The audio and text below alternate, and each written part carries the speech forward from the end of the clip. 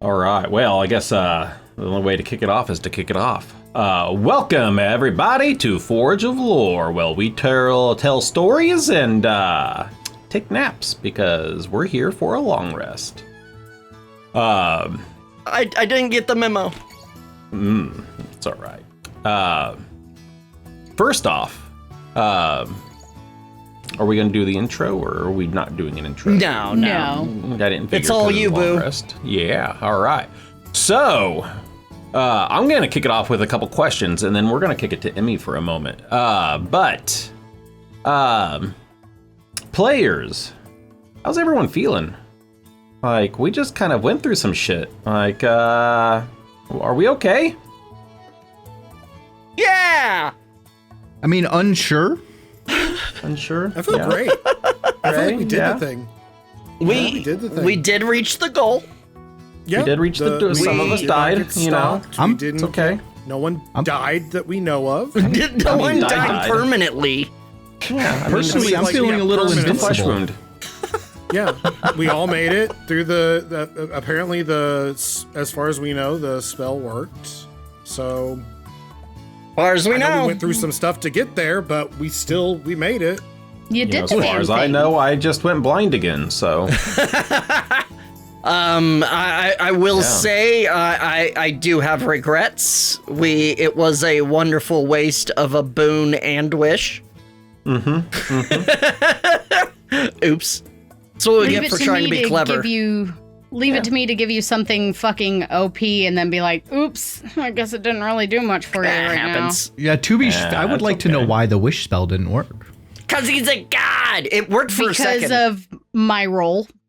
The roll that I made. Oh, blame the dice. I always thought it was because it was like it's in a world where Mythir is god and controls all magic. If you make a wish spell and it directly involves him and he's controlling all magic, like probably he could be like, nah, that's so cute. We did get confirmation that Alil is not about the Mythir, though. He did Yeah, not no. seem happy when He is not during that Team brief Mythir. moment of lucidity.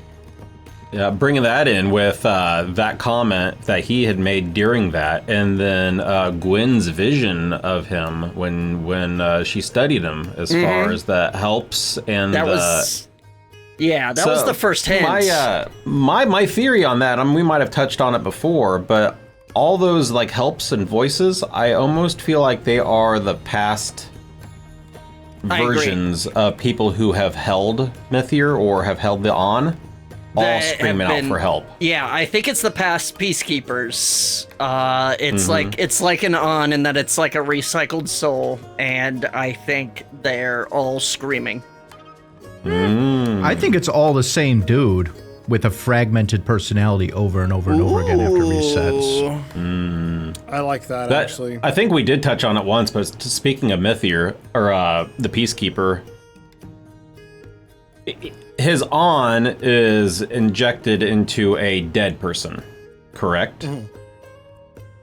When a new like Peacekeeper is meant somebody to... Somebody is risen in the mythology. Yeah. Okay. So we're assuming that the original person is no longer associated with that body. Like, yeah. What if that person was like a shitbag? And like all of a sudden they come back and it's like, oh man, I'm the Peacekeeper. I'm going to protect you all. And they're like, boo! Boo this man! That's fair. Anything goes. Yeah. Anything goes in Melandria. I feel like Anything does. specifically like Alil, he seems very much like he's been dealt a hand and he's had to learn how to play around it, because I feel like everything that he did with us was so calculated in terms of like helping burn the tapestry of Julian to make it a little bit harder for Mythir's fire probably to track him down, how he actually did help raise Aisling and actually keep her safe and like watch over her. When he did try to talk to us and get the truth about us, he did it while in his little special little plane away from the world, which we discovered with Gwen's cask, the gods don't have trouble interacting in other places of existence. So it feels like our initial like, oh, he's evil, he's blah blah blah. It's like half true, but also it's actually like pretty good in terms of being on our side and kind of helping us along. Yeah, I think Alil is straight up on our side, but helpless, nearly helpless. Thinking about that separate plane of existence that we went to, that he took us to, like, you really think about it, like, that's probably where if he wants to take a lady back and have a little sexy time, it's probably in there, because he doesn't want Mythir, like, spying in on that. That's true. Don't yuck his yums. Maybe he does. No, that's maybe he likes a good cuck. Anyways. Well, we're right, what, 5 minutes in and cuck is already mentioned? Nailed it. Here we are. Thanks, good night, everyone. Can't top that. All right. So, before we get into the rundown of what happened, Emmy has some things to help us look forward to the next chapter, which might spark some questions and conversations amongst this episode. So I will hand this over to Emmy for a bit to elaborate. Okay. It's just one big shrug. This was written to be a prologue for the next episode, but I have something better in mind for the prologue. So what better place to put it than here? So you guys get an exclusive. That if people watching YouTube don't watch the long rests, they're gonna miss out, and they can go fuck themselves is all I'm saying. Yeah. So here we go. The pretend god watched Guinevere tilt the vial over the cairn and begin to pour out the contents with a smarmy laugh. The blood rushed to the mouth of the vial and began to trickle downward. Without a moment of hesitation, he snapped his fingers and felt the magic leave his body in a rush. The group surrounding the cairn froze. The blood dripping from the vial halted mid-air. The entire world lapsed into stillness and silence. With no trace of urgency, Mythir strolled to where his nemesis lay on the ground, Julian Fiontaine. Staring down at the elf who was struggling to cling to life, he reached into the empty space around him, and he suddenly grasped the metallic grip of a twisted hand mirror. The pretend god knelt and smiled faintly. You have been a continuous source of agitation, he said aloud to no one. But we're going to turn all of that around right now. He slipped the mirror into the leather satchel slung around Julian's hip. I cannot thank you enough, Taliesin McNail. Mythir mumbled before he stood and began to back away from the cairn. Farewell, my dearest Boiling. When he was certain that everything was as it should be, the pretend god lifted his left hand and snapped his fingers once more. The crimson droplet of blood splashed on the rocks above and the entire world rumbled.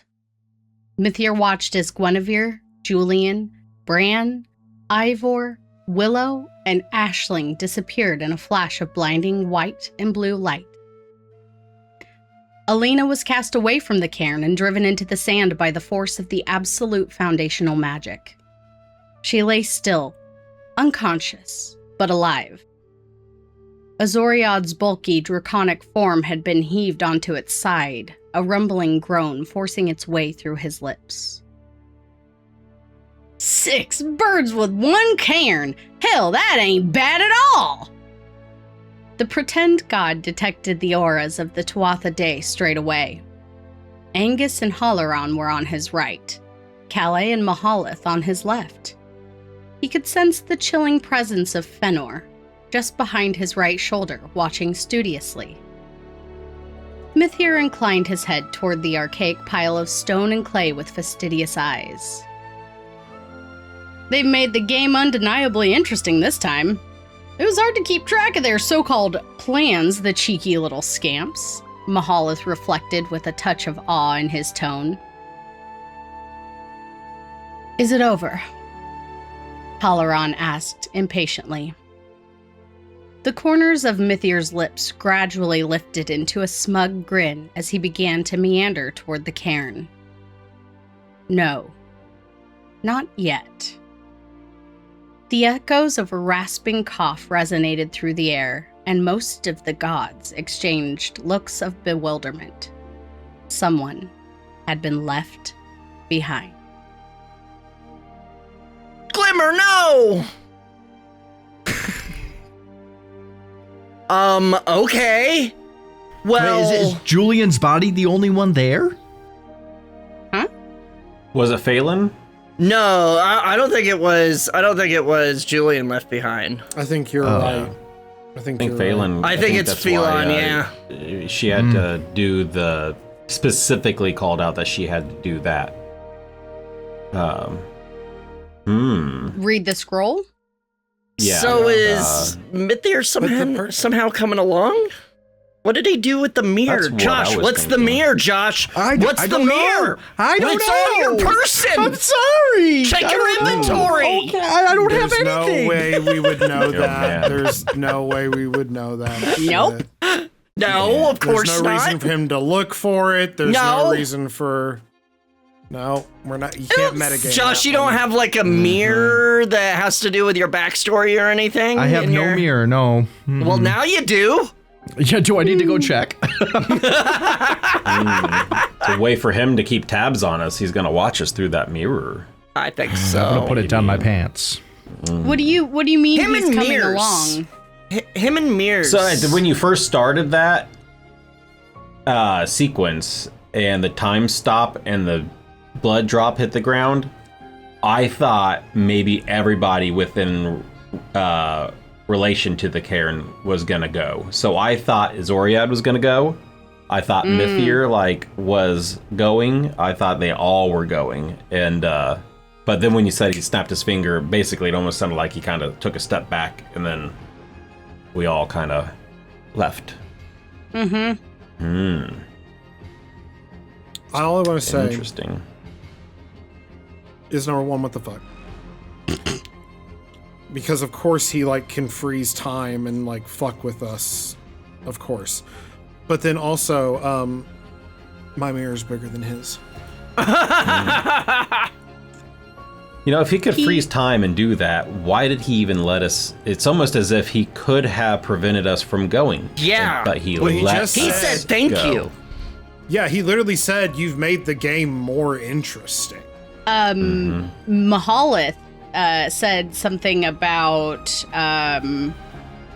it was hard to keep track of their so-called plans, the cheeky little scamp. But Angus said 6 birds with 1 cairn. Hell, that's not bad at all. So they think we're gone. So we know they Willow think came that- with us.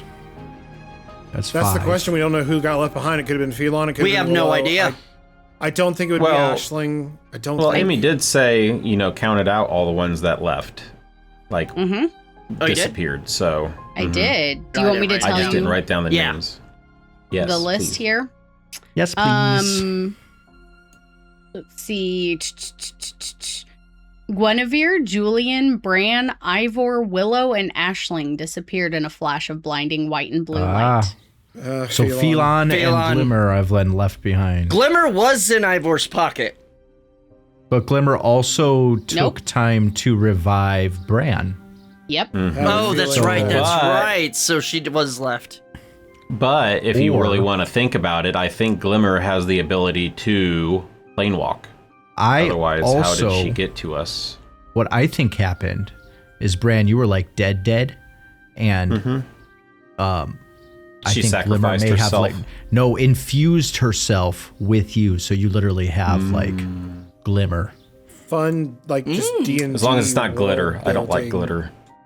D&D world building Gets lore. everywhere. If a creature is from a different plane of existence and they're killed in another plane, usually they just get sent back to their plane of existence, and then they have to actually like die there. It's like if you kill a demon on the material plane, they just go back to the hells. So Good point. we know that she's a mythical thing that's not supposed to be on Melandria, and she sacrificed herself to save you, there's a chance that she did die, but she just went back home. No. She has plot armor. She's coming back. Yeah, she's Got like 6,000 HP. Yeah, she's okay. It was Doesn't 9,000. really, guys. She's No, fine. She does, though, at this point. Don't She hurt does, us, Emmy. though. Don't you do this to me. So now that we have visited the end of the chapter, the very end of the chapter, let's kick it off from the beginning.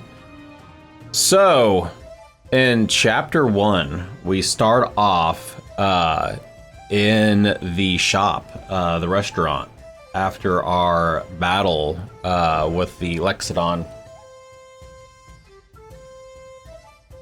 Sorry, Squirrel? I just heard something in my house. Oh, that's weird. It's Not your Myth, they're dog? coming for you. Must I be hope no, not. the dog's to my It's right. the local and the noise fauna came wanting out of to the play other- D&D. Yeah. Anyways. The local fauna. Who are So you? we're in the restaurant. We just got done with this battle. We are the saviors of the city, But not breakers. but not to break us. We're eating some soup. We're getting some info.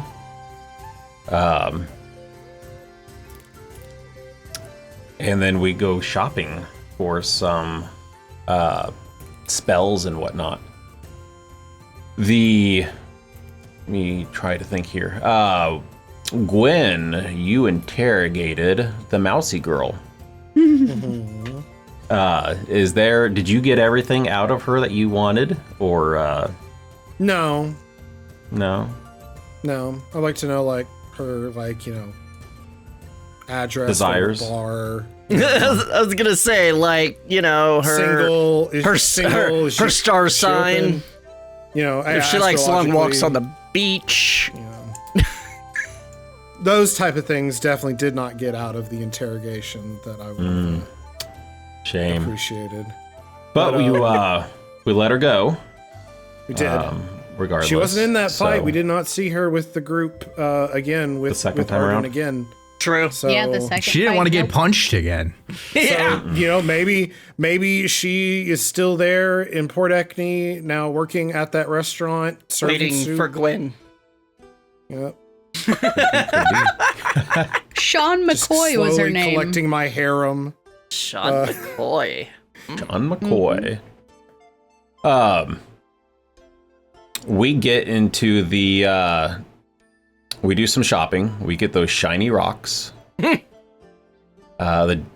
deck of spell reversing's. The Uno reverses over and over. That's gonna be Love it. fun eventually. Met the coolest owner ever, Doran O'Malley. That Doran is is a cool one name. person. Watching this through and reviewing again, it's like that was in Port Eckney, and we were back in Port Eckney when we were hiding, and we totally could have went into that shop for safe haven. Imagine we probably would have gotten Oh yeah. some safe haven out of that shop. Gwen definitely would have gotten Or the some safe haven. restaurant. Yeah. Yeah, and maybe some more stuff to buy, but we went to a hotel. Yep. We went to an inn. And had an orgy. Listen, hindsight. Hindsight, yeah. Hindsight's always 20/20. Also, real quick, Emmy, live and on stream here, question for you. Gray Oh, God. Cloak, that's the Sentinels, isn't it? I think the Gray Cloak is associated with the Sentinels, And but they're the literally anyone could opposition- have. Okay, which is interesting though, because it actually makes sense if it is the Sentinels, because the Sentinels opposition is the the bank people, the Teodoc. What am I thinking of?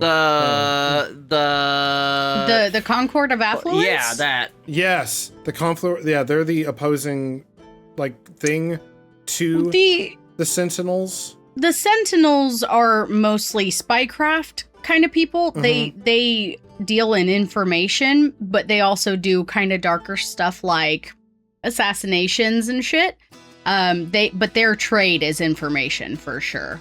I don't know that they necessarily have an opposing guild unless you're kind of. Because I think the I have in my kind notes. I have my notes Yeah. from the original doc you sent out.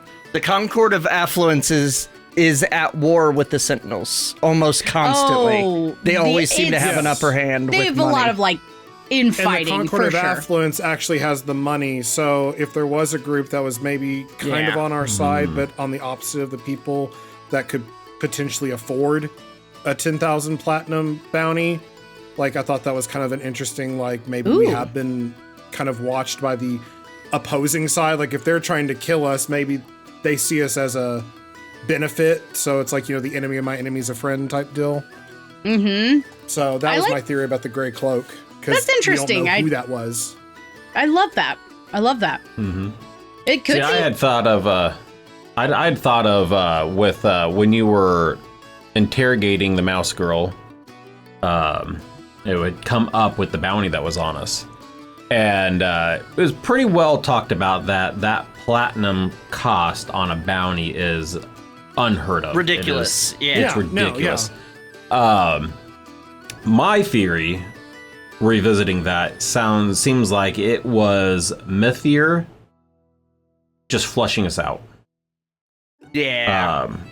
I think he already knew something was in motion, whether or not be from one of the other Karens, maybe from attempting a reset early and it didn't work. But I think it was one of them, because they kind of made it sound like the only people who would have done that high would have been somebody on the high or low council.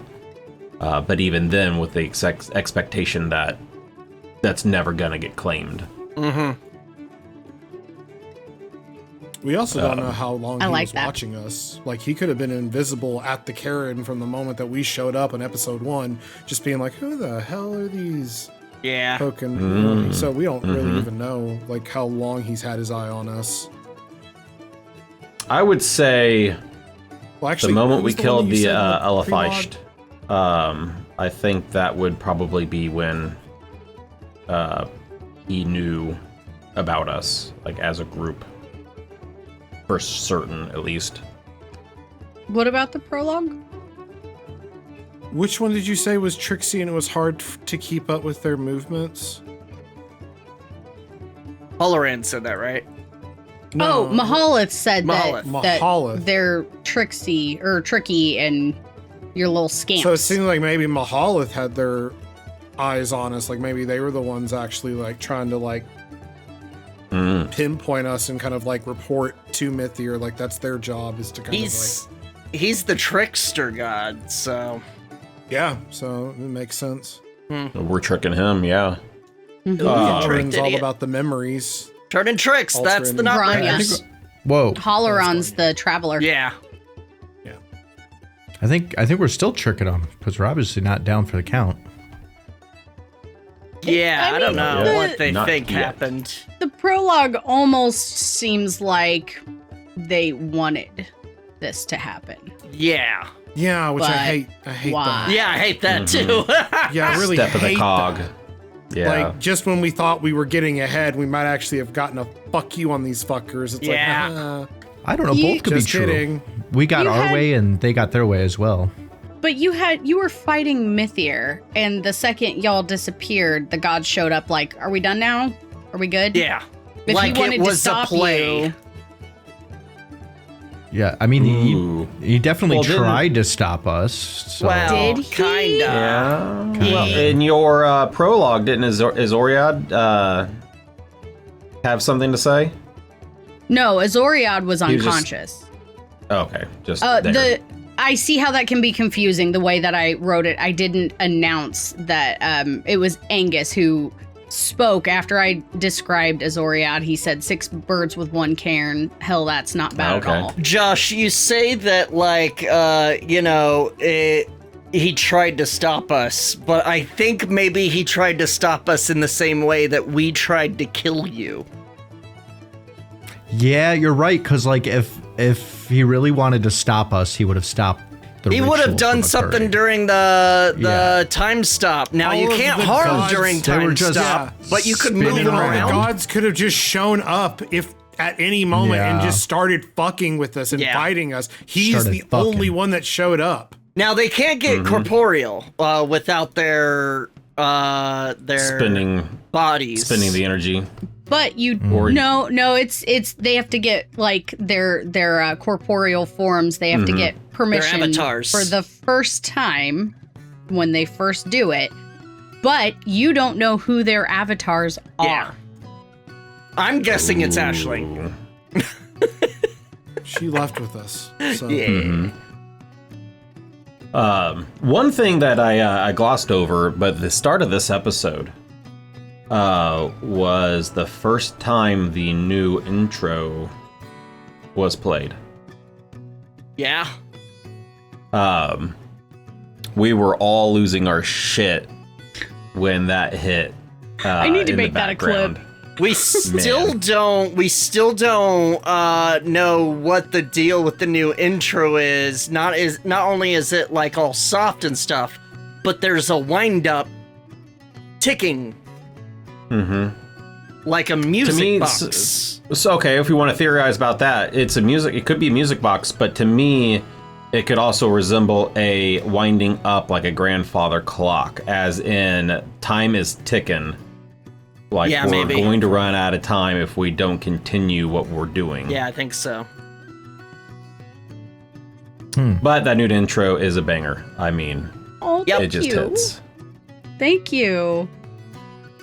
There's one other thing in that intro that I really worked really hard to get right, and it's the reflections. I was about to say the reflections. You had to do that manually? Mhm. Fuck. Wow. I was having issues with First it. of all, those that understand VFX, that is impressive. I don't know, but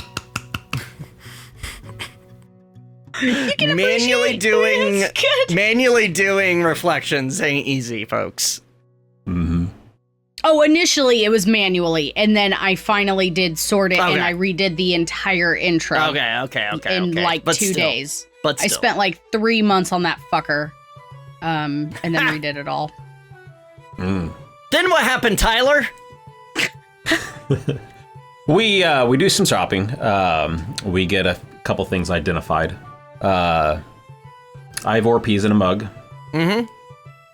And we head our way out to the hovel, where we meet up with Sidhe, and kind of get the. We go through. We talk about what's what he has. He understands. So he goes and talks about getting the book, the Saga. The saga. The things that he had learned. And Josh disappeared. Oh wow, okay. And now it's thundering out here. Awesome. Oh dear. So, Josh's power blipped. Oh. Hopefully mine doesn't with the storm that just came in. How's your arm going through that? Magic. Anyway, sorry, Tyler. Ow. Originally, when Sidhe was talking about his time with the Saga and trying to explain to us that he was like king of Krunyog, and I originally didn't believe it. I'm like, oh, of course this motherfucker's gonna come over here and tell us he was the king. Of course we should listen to him. This is just another one of those ploys or misdirections. And then as things went, the more he explained, and with Guinevere doing studying him again, really kind of turned the tide. That still wasn't enough for you, Tyler. When you guys spoke to Dryan, you were like, is he really the king? Well, Bran was still thinking that. I mean, of course, someone's gonna come out, I'm the king, you're gonna be like, of course you I'm the were, king. sure. King of the castle. King of the castle. Mm-hmm.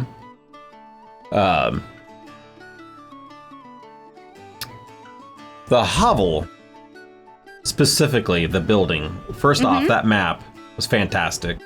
Thank you. I think I asked Emmy, I can't remember if it was like live on stream, like before or after. I had actually asked her if she had imported any of her actual artwork to put on to the map. And I didn't know if Talespire even had that kind of a function. I wish. That's such a good idea.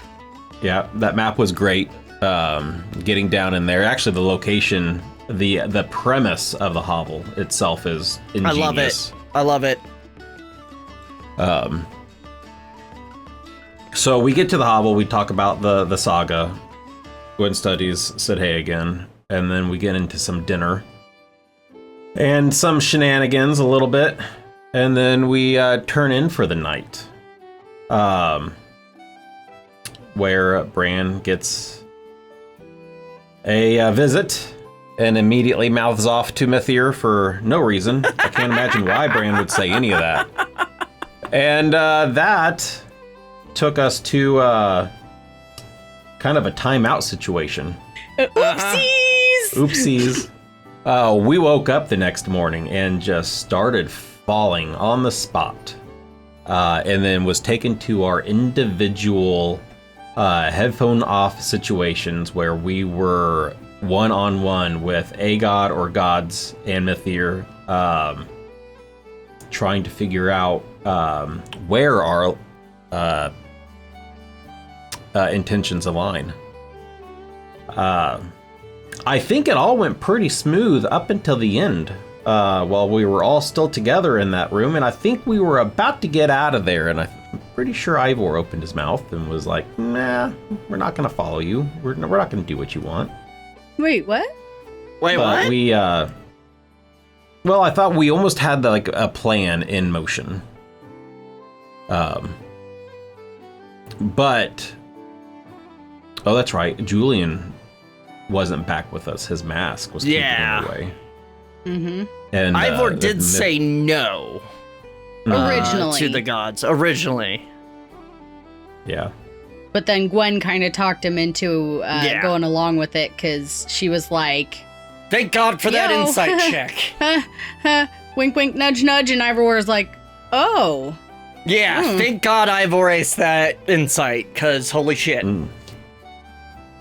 I'll hold off on this insight and maybe a question for when Josh gets back on the call here. But we get kicked out with the intention of, we've got to kill Julian. And we've got to do it now.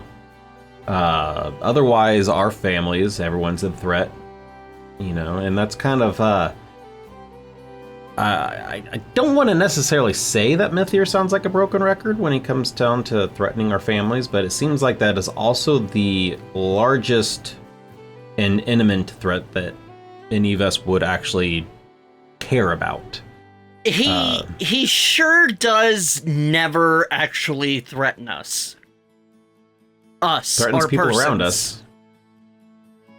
I'd say that's not true. Bran should be able to attest to that. Yeah. Right, but Bran's alive. He also didn't threaten me with going blind. He just did it. Yeah, that's true. That's true. He was being taunted a little bit, so he went, "Okay, you wanna see something fun? Let's show you something fun." Mm-hmm. Sorry about that. Let's see here.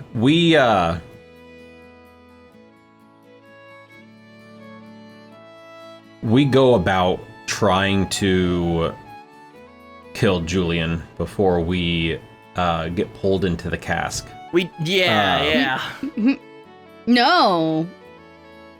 Gwen was like, Mythir, go to your room. Well, and then we'll get pulled to you that. in. Yeah. We were talking to Julian, like, hey, you're gonna have to, he wants you dead. We're gonna have to kill you. And it was like a back and forth between us on killing him, not killing him. Speaking of killing him, welcome back, Josh. Back. Hi. So my recording never stopped, but my camera did freeze and I had to switch outputs again. to flip back to the camera. As long as the recording's still going, it should be okay. We're good. You could always stop and restart it, like clap and then stop. It's fine. It should You're be fine. fine. It should be fine. Okay. We'll figure it out. We'll fix it in post. Okie dokie. Sorry about that.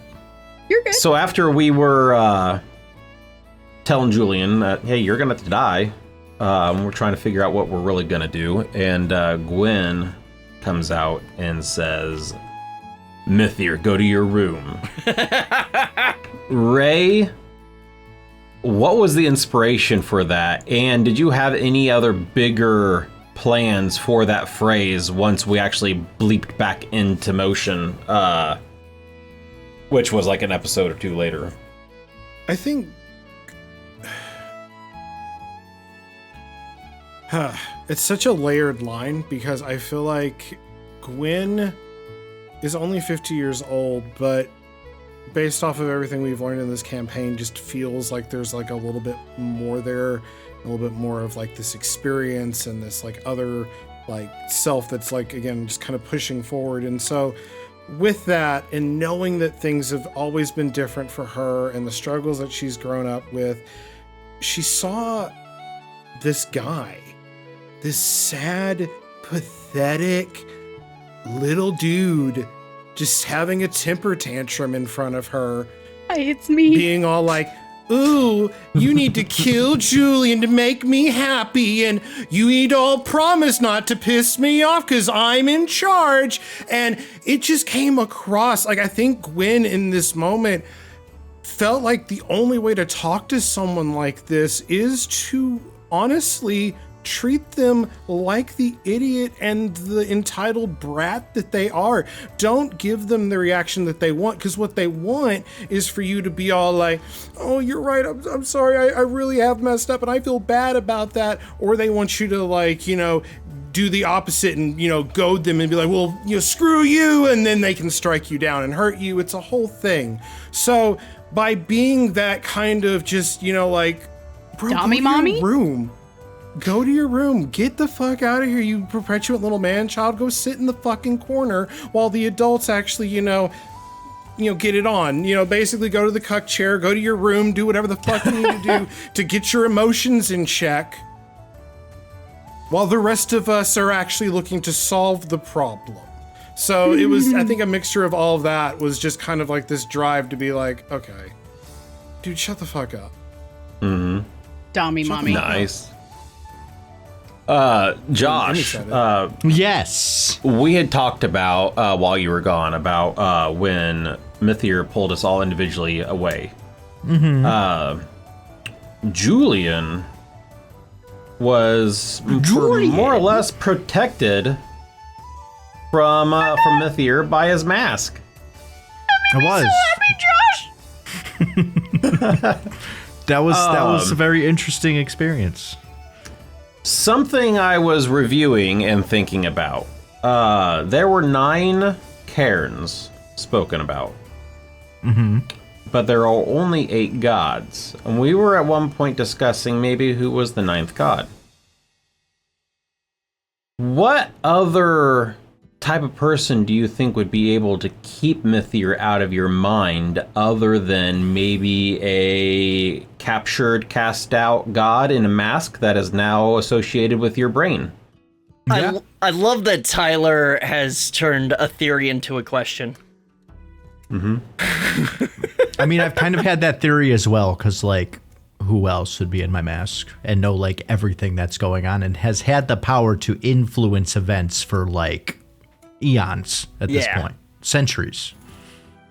I mean, it really kind of plays into it, because if we're playing into the plan of Mythir and the other gods, and the voice is also pushing you and us into a direction, it's almost like they're all shuffling us in the same board and through the same map. Ray, do you have something? Oh, A conspiracy board. yes, but Emmy said something Uh-oh.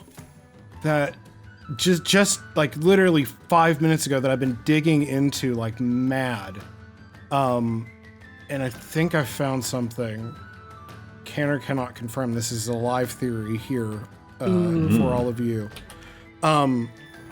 She said, who are the, you don't know who the gods' avatars are.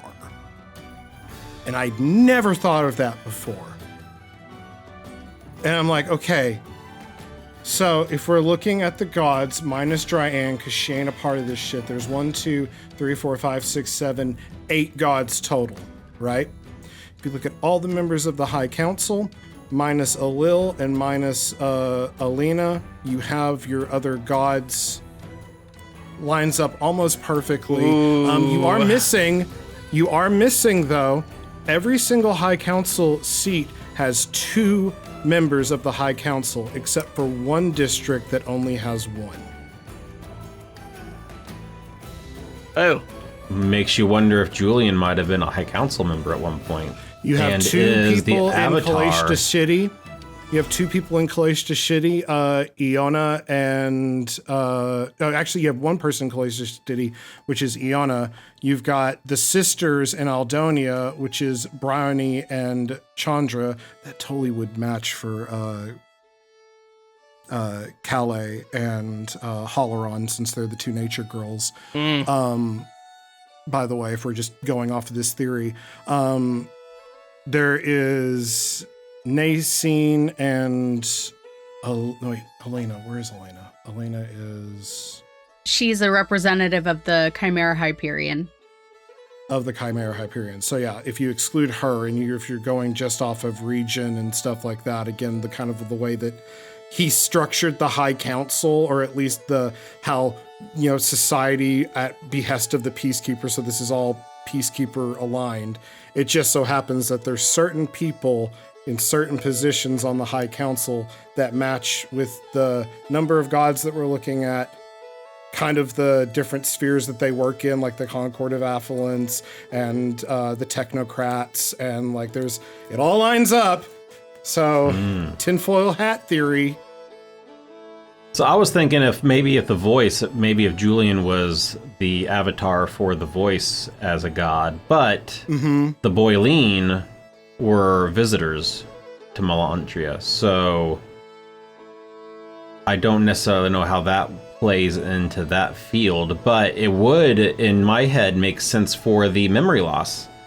So if if Julian said, okay, I accept, and it wipes his memory.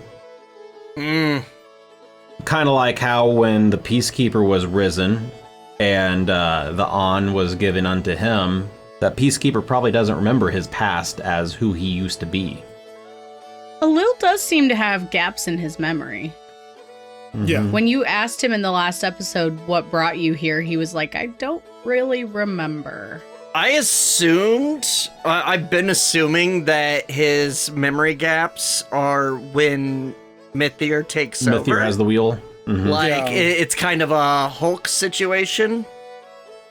But he's going to different Smart planes of existence, and every time he pops back over it, messes with his brain. Maybe. Which is why it's why if Julian came back from the other side, he's got the same thing. So maybe but because he's the plane walker, it's not as bad. OG does make a good point. Julian seemed to accept some sort of agreement when his brother was being threatened before. He didn't die. Callum is still alive, but he accepted some sort of agreement. Don't know what that means. The biggest thing with all of our theories right now is I feel like we're missing the most obvious piece to know. Yeah. It's like making a 10,000 piece puzzle, and we don't have the box. We're just going off of the edge. We have a base here, but we have no idea what we're building in the center. And I think as soon as we get to Kruinyog, and whatever that shoe drops, whatever the big reveal is, whatever that answer is, why they were at first scared for us to go, but now want us to go, whatever happened in the time between there. But were they scared? Originally, it did seem like they legit did not want us to go. Up until this prologue, it seemed like they didn't want you to go. Yeah. But what if they just needed to make sure we were ready? almost playing into the fact like how the voice tortured Willow to make her stronger, that they all put us through the ringers to make sure we had the best fighting chance once we were in Krynyog to be able to do what it is that they wanted us to do. You know, the one chance, the one time, this is it. We get over there and we're going to be able to do what they want us to do without realizing that we're doing their bidding. So then what happened? It's a lot of huhs. I don't know. We're in the cask. We have a cask episode. Bottle episode. We are in the cask. We get Dryan. We get my Callum. god, the biggest lore drop. Yeah, we get Julian's brother. We learn about the Ons. We learn about being able to have our Ons like removed. And we come up with a plan of what to do. Really we came up face with a what plan between episodes and then enacted it the next one. Yeah. Emmy, as a DM, you fed us a whole lot of stuff in that episode. A big lore drop. Yes. Did you give us more than you were expecting to, or was there more that you could have given us? We just didn't play our cards correctly. So that's really funny. Steve and I were just talking about this yesterday because I was rewatching that part, that episode, and in some ways, I think I gave you a little more than I expected, but that's because none of this had been planned. You guys were not intended to meet Mythier like this. That whole thing was changed forever, but there were times where someone would ask me a question and I would go to answer and someone else would ask another question and the first question would go completely unnoticed and I was like, oh my god, they could have learned so much, but the subject got changed. I forget what it was, but Ray asked an extremely pertinent question. And Emmy was thinking, and Tyler, you asked another question. Tyler got real excited. He was like, wait, what is this thing? And I was like, when I was rewatching it with Emmy yesterday, I was like, shut up and let her answer. I didn't realize it at the time. We were so into it. We were all real into it. I didn't notice in the moment. It was only after that I was like, oh shit, they could have gotten more information. And then Josh mentioned at the end of the episode that he thought about asking some stuff about the mask, but was like, oh, she's probably going to be like, I don't know. And I was like, it's funny. I had shit for you. I was ready for you. Never hurts to ask. That was fun, So, amongst all that, Bran loses vision right before we go into the cask. Almost, I would almost say simultaneously, as far as like I'm going blind, waking up, and then I'm there in the cask. Emmy, was that always? Now I'm gonna say this was we weren't supposed to meet Mythier at that moment in that time, but was the blindness was always in your plans, but was that with us talking to Mythier? Were those two tied together? No. The blindness was gonna happen, I figured, in one way or another.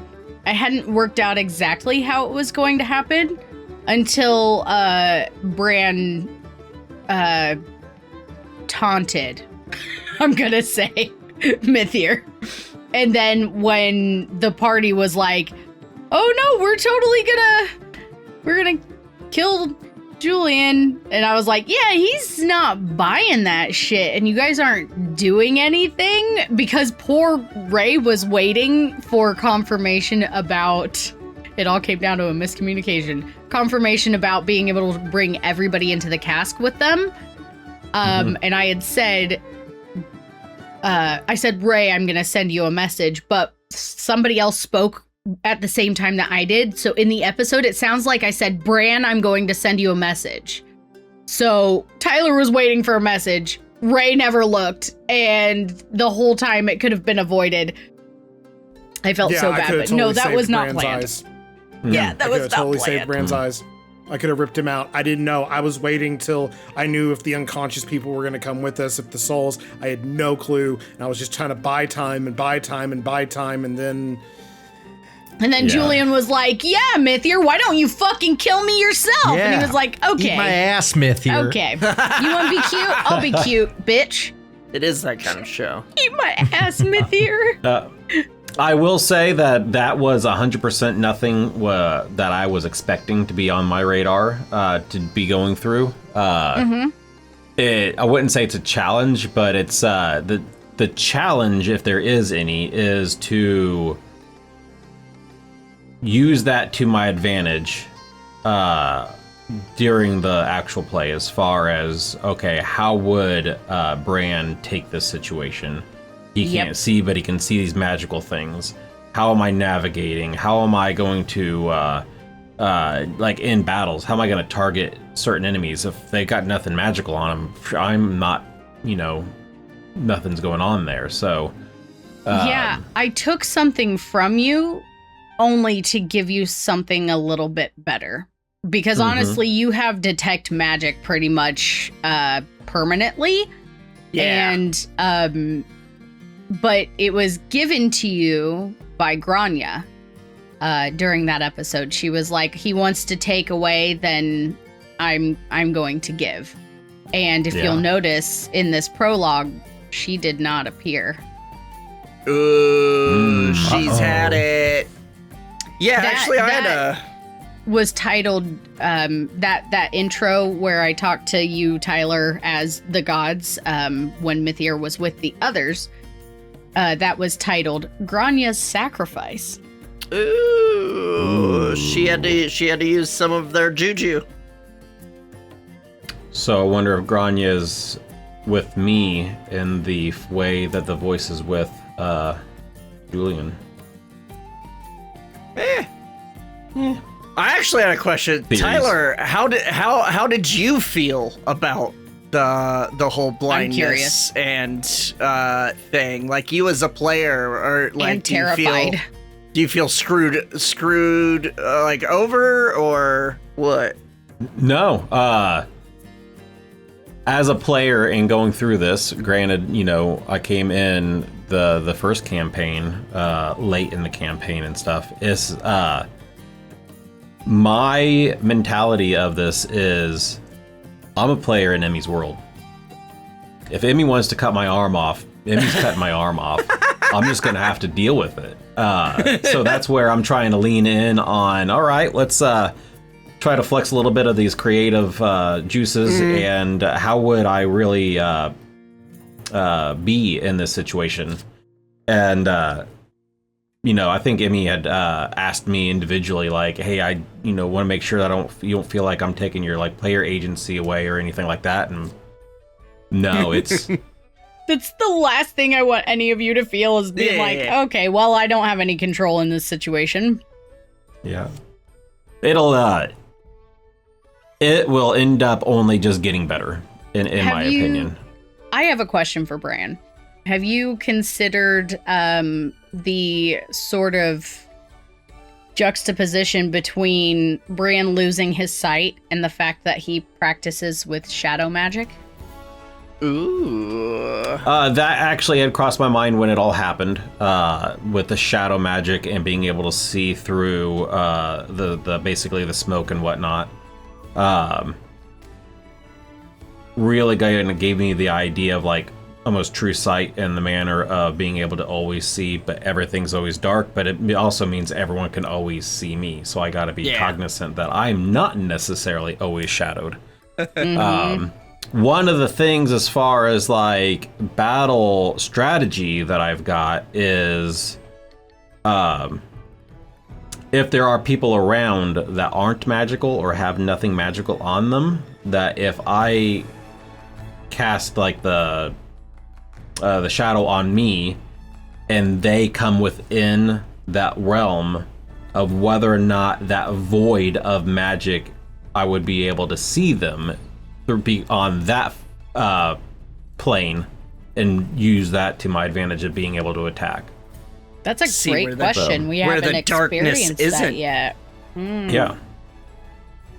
So, That'll be fun. losing our ons. Does anyone have any thoughts on temporarily giving those up? What that meant? I still don't know what my on is. It just sounds like your on's off, man. Yeah. Your on's a little off, dude. It hurt. Yeah, it hurt. It is the most painful thing we ever experienced. Which Ivor's like, well, I mean, whatevs, but... I think during the moment, because Gwen went through the whole, individually went through the whole thing. I think Bran was originally thinking, well, this didn't hurt as much as losing the eyes. Oh, it did. During that. When I described it to you, I said it's worse than any pain you've ever felt. It's like your soul is being branded, but like backwards. Ugh, that's Yeah, it's ouchies. yeah, It's ouchies.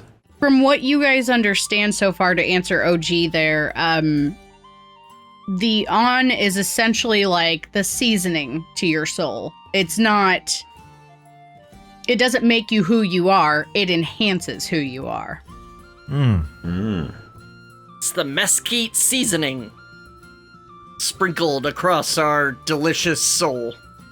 Yeah. Okay. Delish. Well, we get our ons removed. In between episodes, we come up with a plan, and we enact the, all right, here's the plan, guys. Oh, I'm so sorry. Before we get into that, there was a kind of huge moment there for Josh. Meeting Callum, realizing who he was. What the Big hell? reveal. Did you feel about that? I remember seeing your face.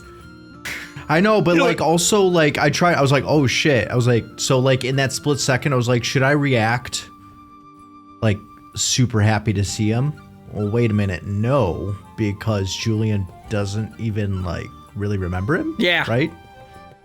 So once I get my memory back, like it'll be like, oh my god, I need to see my brother, or like, oh wow, I remember him. How dare I just was so cold to him. Josh's response fucking got me though. Cause like Julian didn't do it, but Josh was like, and I was like, oh My brother! Nice. Supposed to bring balance to the force. Cause yeah, that was the episode that it was revealed that Callum was the blue-haired man. He was the Goliath that saved Tyler in the mountains. He got all of your ons to you in one way or another. And Except was for sworn Gwen. to secrecy by Julian. Yeah. Some kind of shapeshifter there. Yeah. I'm just a girl. Just a girl looking at a boy, Zenova giving him Mac. my on. Oh, so yeah, now speaking of Zenova Mac, now we know Julian's name Yeah. from the prologue I just did. Yeah, what's up with that? Taliesin McNell. Does that name ring a So bell? McNell was the name on the On the platform. pedestal, yeah. Yep. Where the saga was held. Josh! I'm Julian. I'm Julian Fialtaine. I don't know about this no goddamn I don't know who that is, man. Yeah, I never even made up Lord that name. have mercy, I know have not mercy. of which you speak. I'm so sorry to derail, Tyler. I just had questions. I am so sorry. No, that's all right. Jeez. Usually our long rests run a little long as it is. So At least if you remember the Skald long rests, they were pretty long. Yeah. So, cue the, alright guys, here's the plan. We go through a fake fight. Bran falls down some stairs. Hilarious. Stumbles around. A few people are stabbed. And then the gods are cast out of there. And we're able to get our composure and teleport away to the Bone Home. The Bone Home. Hot. The fight, now as far as plans go in D&D, we didn't do too bad of a job actually executing the plan. Not too shabby. I mean, a few things were here or there. It worked out. There were some kinks, but it worked out. Bran has a habit of antagonizing Mythier, I think. Opening his fat mouth, yeah. Yeah. I think it was during that episode afterwards. Not even question myself. I'm going to just give you an answer on here. Is we need to come up with a safe word to the point where I'm not like, yeah, Mythier's here. We're distracting him. You guys are doing good. Like something to be like, things are going good or things are going bad. That way I'm not like... I think Listen, the but you safe heard word him. should just be in cases of it's going bad, and it should be probably something like, oh shit, we're fucking this up. To be fair, it was our first time doing a major like plan like that. Sting operation. Nervous. You know, this next time we'll make sure that we have safe words. We'll know everyone's limits. How You know, Yeah, we'll make do sure there's that. good After the aftercare. lines. You know, we'll do. What about what lovely weather we're having today? I'm probably It's like, gotta be Brent, you something- cannot see sky. Listen, all safe words have to follow the same rule. They have to be short, simple, and can be understood through a gag. Hippopotamus. Mythier. Oh wait. Pineapple. Banana. Shrug. My safe word is ow, ow, please stop. That's not true. Speaking of safe words, Boundaries. we do end up at the Bone Home, where we find quite a few things in the basement, and then Gwen and Aisling have a moment. Bone home. Yeah, we bone it. They have a we bone it in home. the bone home. Yep. They put the name to the test. Yeah, between Quinn and Emmy, where is that? Like, is there something there? Was that just kind of hey, we just kind of eluded death? Was it I'm back in my, childhood home? For Aisling, And, she's fucking all in. Yeah, no, I think there was And I definitely mean some there was intensity, I think, and again, it's one of those things where it's like she's basically been like your coworker that you've just kind of like known for the past few years, and there's been this weird like we're always trying to outdrink each other probably, and we're always You like we guys got this like didn't little meet until Listen, in the my beginning of this headcanon. campaign. in my head canon. You In my- fangirled over her when you Listen. first met her. Listen, in my slash fic. In my slash fic. I mean, when you've got big coworkers for a couple years, and all of a sudden you find yourself in her home, a bedroom, things hit a little different. The signals are there. I don't know. I feel like they've just always had like this weird, like kind of flirtatious chemistry. Like even back, like if you go like back when I think like everyone was like swimming together and on watch, and like we were having moments. Like I don't know, just felt right. And also, again, I don't know. She's hot. Have you seen her? She's a gold dragonborn. Like hello. Fuck yeah. Hello. Yeah. Yeah. Take a we swing haven't of that had- cloaca. Whoa.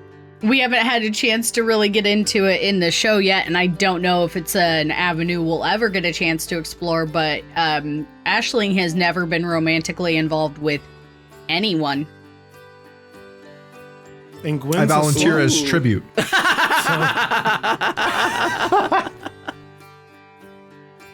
We might bring you in, Julian. It could be talked about. We'll have to like really. Unless he's actually your dad. Yeah, unless he's actually my dad. I mean, he's But daddy, but is he your father? That is the ultimate question. Wow. One of the things could be. from the Bone Home that Glimmer brought over and like had shown Bran, and then I think was it Ivor that saw the bag of gold that was funky. Glimmer brought the bag to him. Brought it to- Like, it was Yeah. from the treasure chest that Bran found. Or, well, Bran and But Glimmer were it looking. was gold that wasn't from here. It was But it from was gold from Juar. Juar.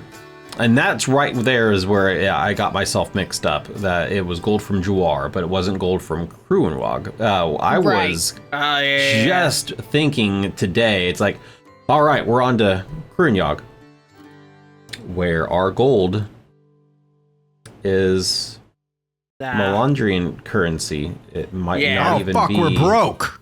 their no! currency. No, damn it. We're gonna have to smelt down our gold and We're have gonna it. have to sell ourselves. We're gonna have to make some money quick. To be fair, you have no idea what you're walking into. It could be post-apocalyptic where they're It's like, "Hey definitely man, a let's give hellscape. me some hides," Or bottle it could be caps. like Bottle caps. fucking credits. We could be stepping onto a spaceship. We don't know. Ooh, I hope so.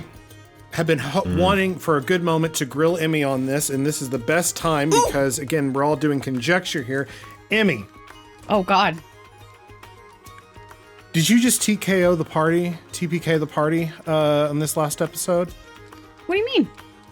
Are we dead? Are we dead? Are we gonna be in heaven? Because The other place. I've been digging. And if you take Dry Ann's prophecies from the very beginning all the way through and read it as one long prophecy, Oh my word. it reads, Speak it. the blood is spilt, the cage is built. Blood of the king, how to use it to get out. Sid Hay, boom, done. An anguish born in sorrow. There was a tragedy, he agreed to like a doom with Mithir, we already know that, boom. Kin of Doom, who faced the gloom. That's us. Oh, they're Doom, who talking about faced the us. gloom. Shall seek no more tomorrow.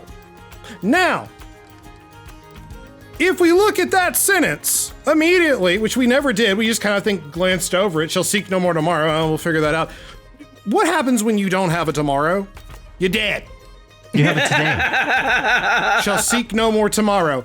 Beckon the gods against all odds. Conquer first the storm. Dragons, spiders, Mira. Oh, there's our storm. Blah, blah, blah. We did that. Boom. The magic of treason against all reason. You shall hence be warned. That's Dryan being like, this magic that you're going to do at the Cairn, it's treasonous. I'm warning you about that, and there's probably a penalty for doing this. What's that penalty? Well, the garden awaits the cruelty of fates. Cruelty of fates. The fates are literally deciding when people live and die. It's the whole point of the fucking fates. And fates is So- capitalized. It is capitalized. Proper noun. Now, again, the cruelty of fates, memory will be restored. So in death, we shall remember. Upon the isle, through proof and trial, which we can assume is Cruinyog in some way, Well, You shall Melandria is the espy- isle, right? No. Upon the isle through proof and trial, you shall espy the horde. And there it says, blare the horn. We know that the horn was the first sound that the fearsome form heard when they died or went wherever they went. They heard a war horn. So again, tying that back into Cruinyog. Memory will be restored. Upon the isle through proof and trial, you shall espy the horde. Blare the horn, for weary and worn, the souls of the lost are found. I guess that this is Melandria. They're the Yeah, lost I souls. think that's the people of Melandria. Raise blue the stone through flesh and bone. you shall yield the ground. Now again, we could stop there. We don't need to do that. We need to keep going. She then goes into, again, we got the seeker shall espy, the speaker shall weave the tale. And again, that's just breaking down the Boolean and kind of their roles. The next part. Mm-hmm. The cycle is broken. They cannot attain their means to an end. Their prestige shall soon wane. So we did it. We broke the So that's cycle. the gods. Boom. Whatever the reset is, we broke the cycle. They cannot attain their means to an end. We actually did it. And over time, their prestige shall soon wane. Rejoice in the moment. With that prestige, could you say that prestige is also their magic? So Yeah, as they possibly. use Their Their pool. prestige shall soon wane. Rejoice in the moment, but there is a small fragment of time. Never so long as you live shall the stars so align. Hasten to resolve, your path shall unfold. Do not dismiss the tales of old. Now, this is where we have to do a little bit of homework, everybody. Ew. I don't want to do that. What are the Can't tales make of me. old? We can go into like the spiders and the underworld and the things that we know here, but I think we have to go a little bit broader here. We have to look about Celtic lore in general.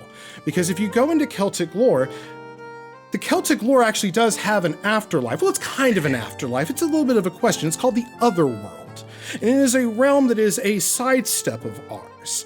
And you know what's really crazy is that I believe it's usually called, what's the other world called? What's the other name for the other world? Oh, the On.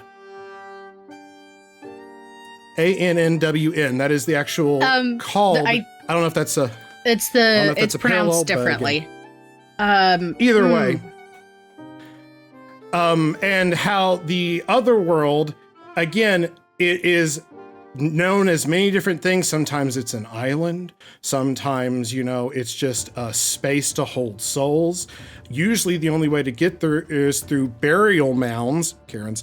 Anun is how it's pronounced. and- Sorry. On noon. But yes. Well, on noon.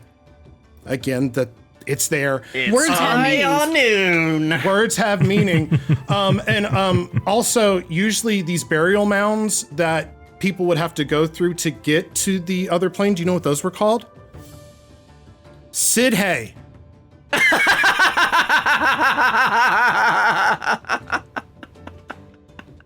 Calling Sid Hay a mount.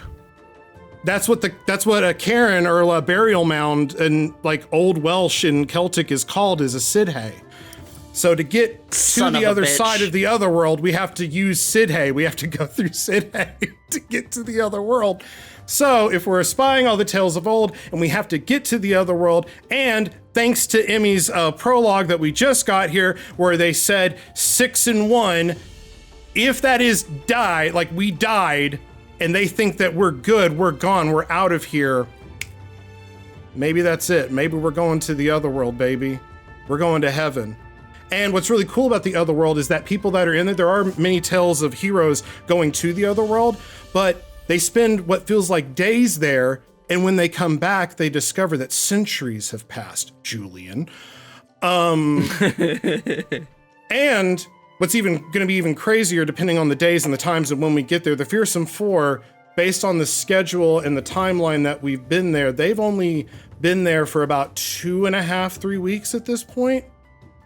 At least as far as we know, but who knows how long to them that they've actually been gone. So it's going to be very interesting once we get there. But either way, whole theory is, I think Emmy killed us.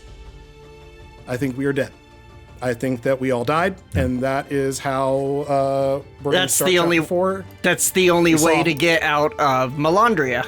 And That's that's the why trick. Mira, whenever she was going through killing everyone, was like, I'm saving you.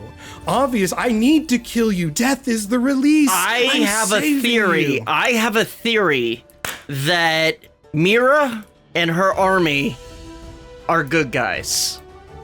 Yep. And Or the, at least, like, again, the good is certain subjective, way that she's killing these people is actually releasing their souls from the cycle of Melandria.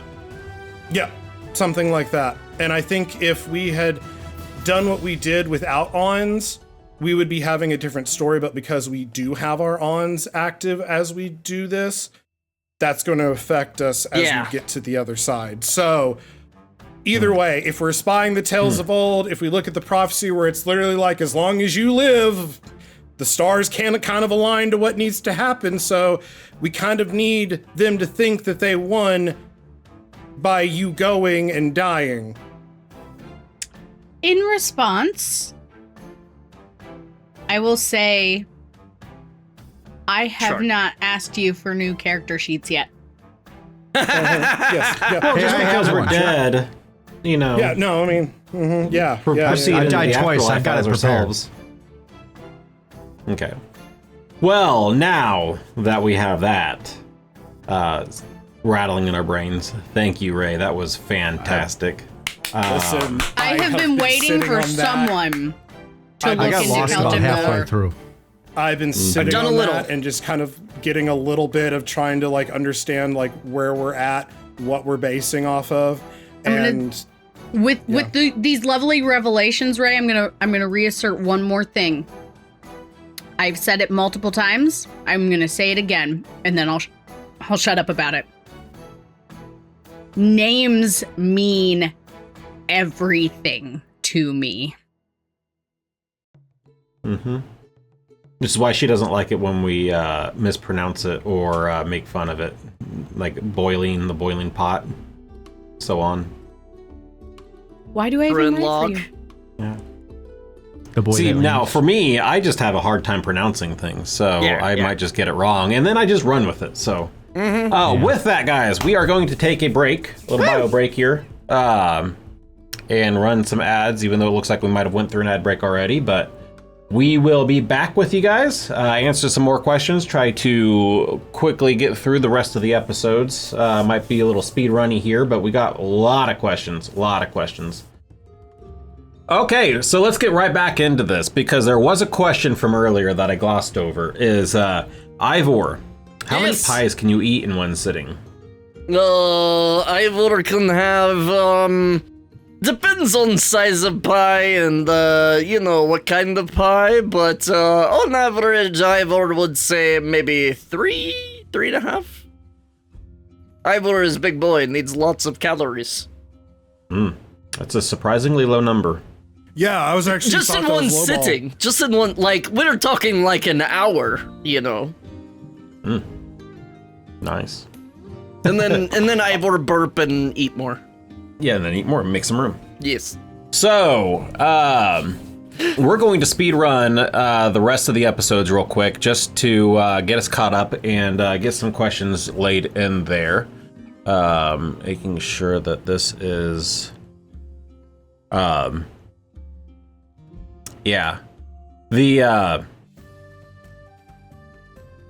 we do have a question on a redemption. I'm going to try to get this out real quick. Is what does the number mean?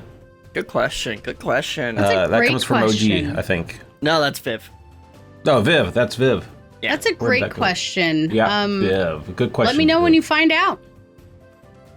Oh, no shrug. Just Oh, I meant shrug. Damn That's it. worse than a shrug. all right, so we're at the Bone Home. We go and meet up with Callum at an inn where we book the orgy room. We teleport overnight.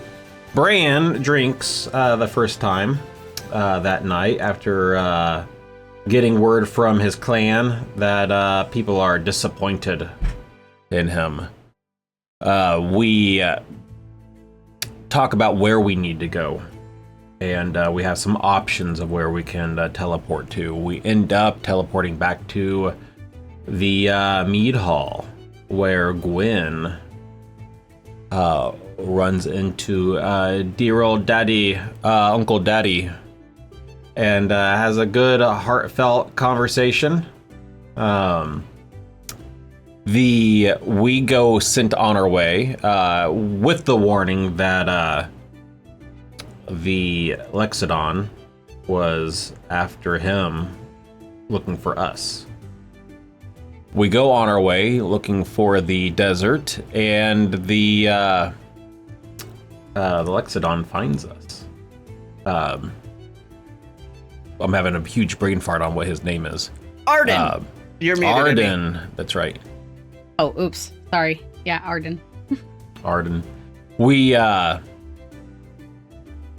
get to the separation between the mainland and the desert, and Arden finds us. Arden has Gwen's dad, and we have to sit there and figure out what do we do? Do we sacrifice the Uncle Daddy?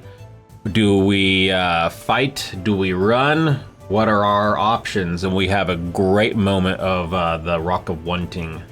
Oh, man. As a great sequence. I will put a few questions in on this one because it seems like a lot happened in just this episode specifically. One, I love the concept of the Rock of Wanting, which for me, not knowing a whole lot of specific D&D 5e things, is that an actual 5e object, or is that something that was homebrewed? I was looking for unique homebrewed items and stumbled across something similar to this, and then I kind of adjusted it how I wanted it to end up. So it's a little bit homebrewed by me, a little bit homebrewed by somebody else's idea. That's fantastic. It is a great concept, a great distraction tactic. And it was used better than I could have ever imagined. There's a spell that's somewhat similar. I can't remember the name, but it reminded me of that. I know bards Incite can greed? get the spell. Yeah, I think? Incite greed. Okay. Similar. Ray, I have that. was Gwen just ready to clock Arden? Like, what could have happened there? Here's the thing, all right? Did not expect him to blow the horn. Dick. At all. That was like the most overreaction to like the most petty thing ever. You know, who could have foreseen? But I guess when you're working for Mythir, it's part of the brand. How I know math works, I figured if I could get him to like the stone and then drop it, he would have to go after it or send his bat. And because there's reaction time and 6 seconds in between each round, I figured that based on terminal velocity, no matter how fast anyone moved, they would just never catch that rock. So they would forever be just trying to get it for the next hour and just could never reach it. So that was the thought behind it. So that's where it was going. He blows the horn, kills my dad. So did not go as expected. Great idea. Could not predict how Arden was going to react. That was going so well until it didn't. Yeah, It was honestly like, again, I got the save. He failed it. He was into it. It was like, I was going to barter. I was going to do something, like anything. I had a couple of options for what he would do there, and I rolled a die to figure it out. What were the other options? Go after Gwen, like attack her and grab the rock. I can't remember what. There was another option though that I had considered, but I was like, the quickest way to get the rock, he would be like, "Fuck this! I'm gonna distract them with the Peacekeeper, and go grab that fucking thing." So did the rock make him blow the horn? Yeah, 100%. Could have seen that coming. A wild reaction. No one agreed So, to go Emmy. with him. No one agreed to stop looking into the cairns. Yeah.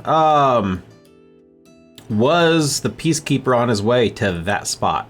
Like, he blew the Yes. horn, and he didn't immediately appear, so... At the top of the next round was when he was going to show up. My God. Yeah, we said. Would that "Fuck have that." been Ililu, or would that have been Mythir? Great question. Yes. Great question. The answer is yes. Oh, We didn't go down that path. Yeah. It sounds like either way. We end up escaping.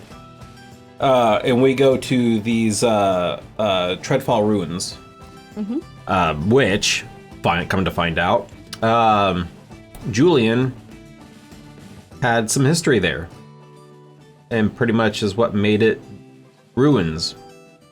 Nice job, Julian. Julian, is that anything you knew of in your backstory, or was that knowledge like to you right there? That was. And how do you feel about like wiping out a town? Like, I mean, personally, Julian did that. Yeah, personally, as like the player, I mean, it kind of sucks, but I guess it tracks with everything else we've heard about Julian. Like, obviously had a reason. As Julian, he doesn't identify with that past person. He still is just like that. Not who I am now. Yeah. So, tricky I agree question with Ray here. there. Context needed. Yeah, like, is it a town full of, like, bad people that were performing devil worship? Like, Right. then yeah, Were go they Julian. were Burn they that town down. decimated with like Mythir, someone trying to get to them? Or the plague? Like, maybe the plague. that was, like, Mythir's testing ground, like, for the plague before he tried to throw it on the boy Wow. Lane. I don't know. It's all good questions, but Josh, and the further we go in, and the more you learn about Julian's past doings, you'd made the comment that even though if you were to ever get your memories back, you probably wouldn't be that same person. Yes. Do you still hold true to that, or do you think that's going to be an on-the-fly moment on how do you blend those two realities? Currently, two separate Julians in my brain. I don't recognize this Julian that Emmy has helped write and form. So when that transition occurs, there has to be some small amount of overlap, right? Like two people overlapping with each other, so there has to be some level of similarity, but we'll see. It might be on the fly. The mask did say not so many differences, but not as many similarities either. So, Listen, I'm a reformed Melandrian. I've learned my lesson. I've paid my debt to society. All right. I did my time. You I did don't your remember 200 it, but I did it. I don't So we leave the ruins. We manage the gap where Ivor just has the worst time flying over. When we get to the desert, we make our way around.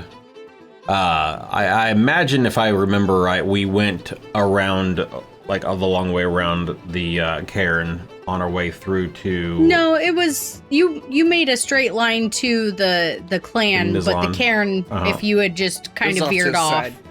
Yeah, Okay. you would have gotten That was my recollection. It was on the way in a manner, but like we didn't have to go through it in order to get there. right. We spend a good hot day in the desert. Not fun. We finally get to the Nizlan. So Steve, with Ivor, how did returning home play? Was that the homecoming you were expecting? Were you expecting to have a little more time there?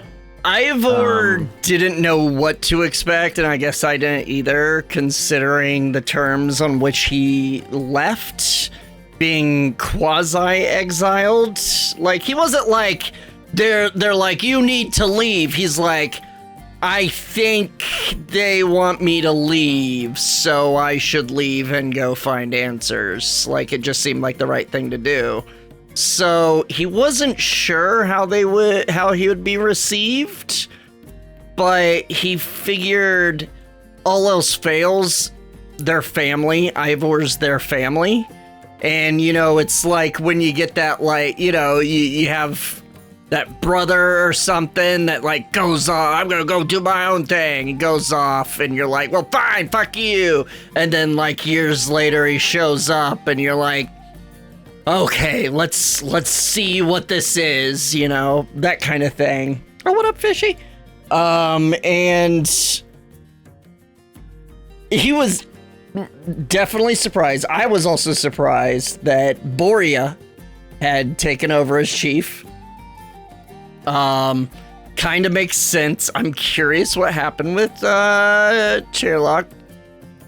But we'll see if we can unravel that mystery. But yeah, Boria, I wrote Boria into my backstory as basically the kind of competitor to the rival to Ivor, where he was like a strong fighter, and Ivor was a strong fighter, but Ivor just had the constitution to just take his hits and wear him down and then wallop him as he's tired. So yeah, that was interesting. The Grizza family stuff, I don't know why I didn't see it coming, but I didn't.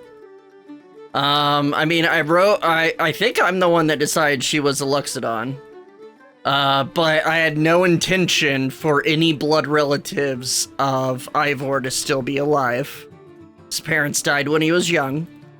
That was a big surprise, and it is such a crazy coincidence that the night before, Ivor and Gwyn were talking about the differences in family with the Nizlon and the mainland, and how blood relation doesn't really mean much in the Nizlon. And then lo and behold, his closest kind of confidant and person that kind of helped raise him and mentor him was Babushka, grandmama. Mm-hmm. That was crazy. I did not see that coming whatsoever. That blew me away. That blew Ivor away. But like Ivor said, doesn't really matter. Grizz has always been family. So, meh. Nice. Well, we leave the Nizlon tribe, and then we head to the cairn. We drop Uncle Daddy off at the Nizlon. He's going to be carried off for there. And we go to the cairn. And the rest is history that we recapped from earlier.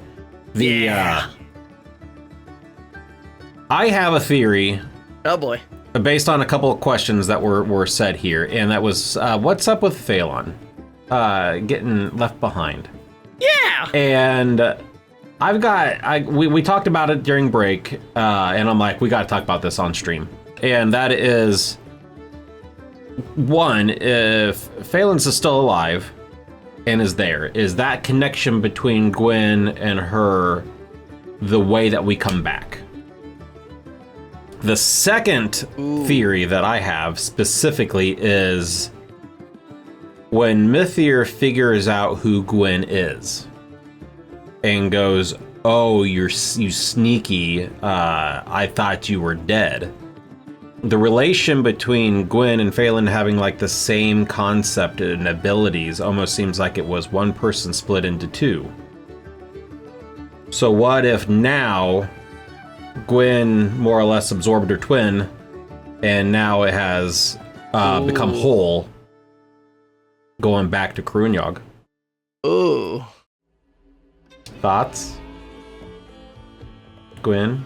Ooh. I mean, Ray? if she's still alive, why would I feel like we would still be split. I don't know. Well, we don't know that she's alive. We just know she didn't come with us.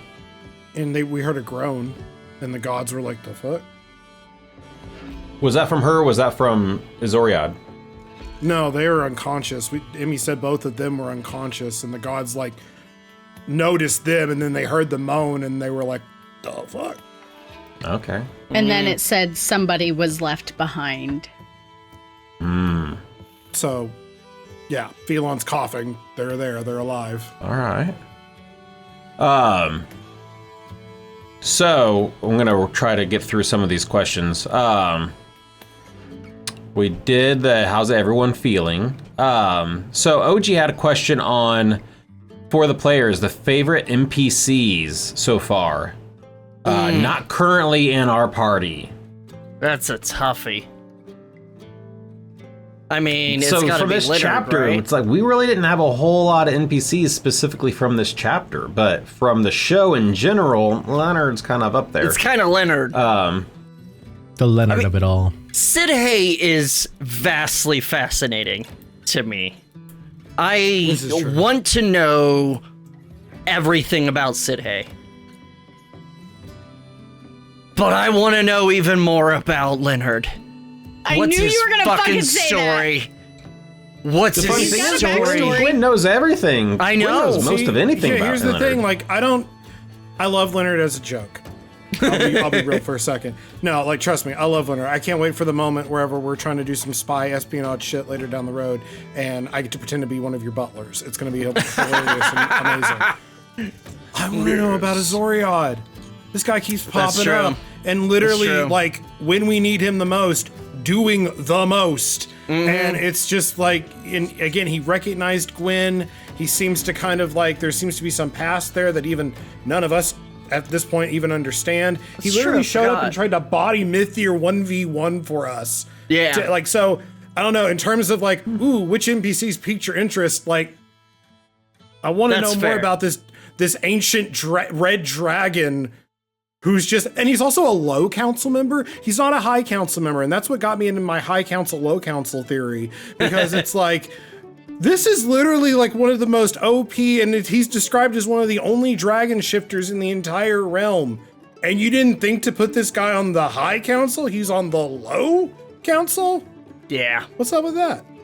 He's an ancient dragon. Yeah. So it's like, I think he's over Josh, 1,000 yeah. years old. Yeah. Wow. Josh, you have anyone? Anyone that I'm super interested in? Just favorite. I don't know. I feel like everyone is shrouded in some sort of mystery. But Says the one that the we Boy, mystery real man. life. yeah, Says the mystery man. The one that we know literally like the absolute least about is Mira, right? She just showed up That's true. with her army, hot as fuck. I'm changing my I'm gonna- answer. I'm changing my answer. So- What is Mira's deal? Is the new Yeah, question. I'd really like to get to know that girl. Roll for romance. Mine, I'm gonna have to go with Glimmer, and not because she just saved my life. It's a Glimmer's very fun. interesting fairy tale-esque addition to the story. It really brings it's little details like this that bring the fantasy into stories, and it separates, there's a lot of maybe real life based in certain things that's the connection that hooks you to some of these stories. And but it's these little characters and things that I really find intriguing about any movies and books and anything that I've kind of gotten into, is that's really stretched this is fictional. And those things are really what like captivate me into how can you put something fictional and make it relative to the story. Yeah. So Right on. yeah. Emmy, do you have a favorite NPC? I mean, you're not supposed to have favorites. What's your but favorite still. to play? I love playing Mira because she's a little kooky, she's a little crazy, and she's got lots of weird things that pop up, and it's just like rambling for nonsense sake. That is super fun to play. I have But the I same thing with also- Loki, where it's just like, it's just fun to be weird. And chaotic and just Yeah. wild and Say You unpredictable. should play the mask more often. The Mask is another one of my favorites because I know what the Mask knows, and just kind of using that as a jumping off board with the like wild shit that it says. That's very, very fun. But There's I also two also people in voice. the mask. There's two voices. Mm-hmm. What the hell's that all about? At least. I also that we know really of. enjoy playing Sid Hay. He's fun. Sid Hay's fascinating. I love me an old nerd. Never fuck with an old nerd. They know their shit. Yeah. Never fuck with an old nerd or an old dude in a like classic car because he knows how to use it. It is also really fun. It's been fun from the beginning playing a Lil Mythir. Yeah. Because he has switched around a couple of times in front of you. I'll be interested to see if you guys can. That man's pick out gonna those moments. break real bad. Yeah. It's gonna Emmy, split well, and just- I mean, While they never we're say on why you- they always need a new peacekeeper. They never. Something You happens. think to it them. burns out? Like, kind of like Supernatural? The times of peace. where the devil's, like, vessel, like, burns out after a while? Oh, yeah. Maybe. He's losing sleep. Emmy, outside of Bran telling Mythir off, what was there a moment in this chapter where we made a really crazy choice that threw you? Yeah, when I planned Arden's encounter with you, I didn't really have an out planned. I was like, you'll figure it out. And when you guys decided to use the boon, when it dawned on me that you were going to do that, I was like, oh, that's good. That's really good. And you can tell I didn't plan for it because I didn't have any descriptions of the place you arrived, the Treadfall Ruins, ready for you. Didn't have Julian's kind of like backstory ready for him to like refresh his memory on why he was familiar with it in the first place. But it was such a solid, good move. That was awesome.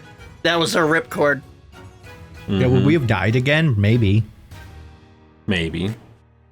But Julian's unstoppable, baby. Let's go. Never gonna die. Never gonna die. As he was putting on floaties, which I did not notice You put when the we were floaties going. back on. You corrected the glasses. You put the floaties back. Never gonna die. That was amazing.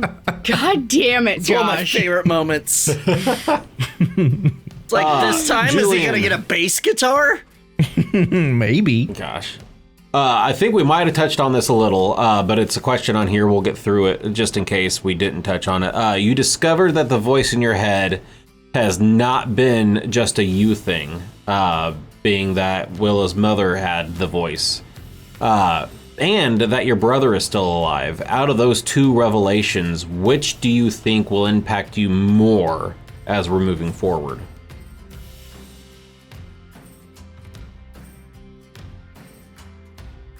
If you can hear me over the What? thunder.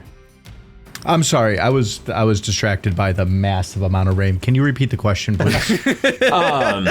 You discovered that the voice in your head has not been just a you thing, and you found that your brother is still alive. Which one of those two revelations do you think is going to impact you more moving forward? It depends on the intentions of the voice, right? Like if the voice ends up being like super nefarious and has been causing like evil deeds throughout all of history and time, that's going to be a problem because it's like stuck on my face and also might be the person that I made a deal with, right? I'm already dealing with the brother thing. And whether the feelings of like, oh, I missed you, oh, I got to see my brother again come back, it's not going to be as much as the mask. Because I might have this evil thing on my face right now. This giant evil fucking hunk of metal on my face. Do you think the other half of the mask is out there? No. I think this is a singular piece. Okay. Yeah. If you guys remember, it's literally like melded to my face. So Yeah. I think it was created.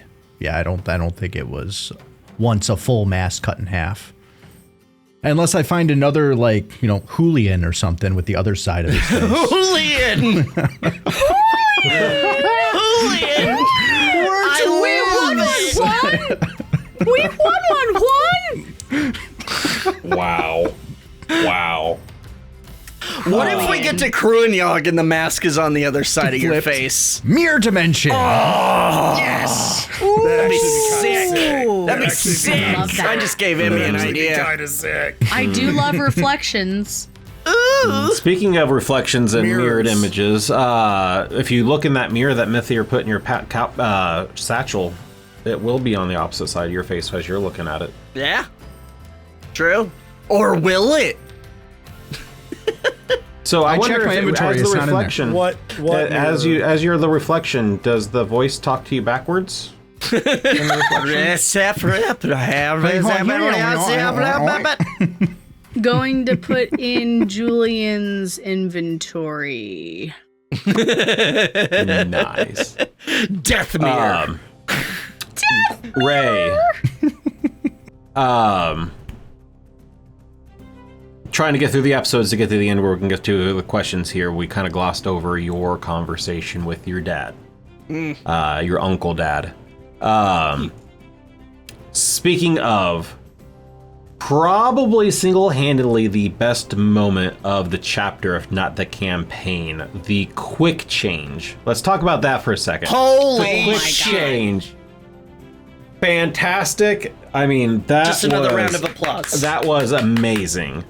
Guys, it was a $6 Spirit Halloween. Yeah. It was And worth you made every it fucking work, penny. bitch. I love the fact that it was crooked at first. And it And kept then- Like, that getting just- worse. And then you're like, oh, it's crooked. And you're like, okay, and made it worse. Love it.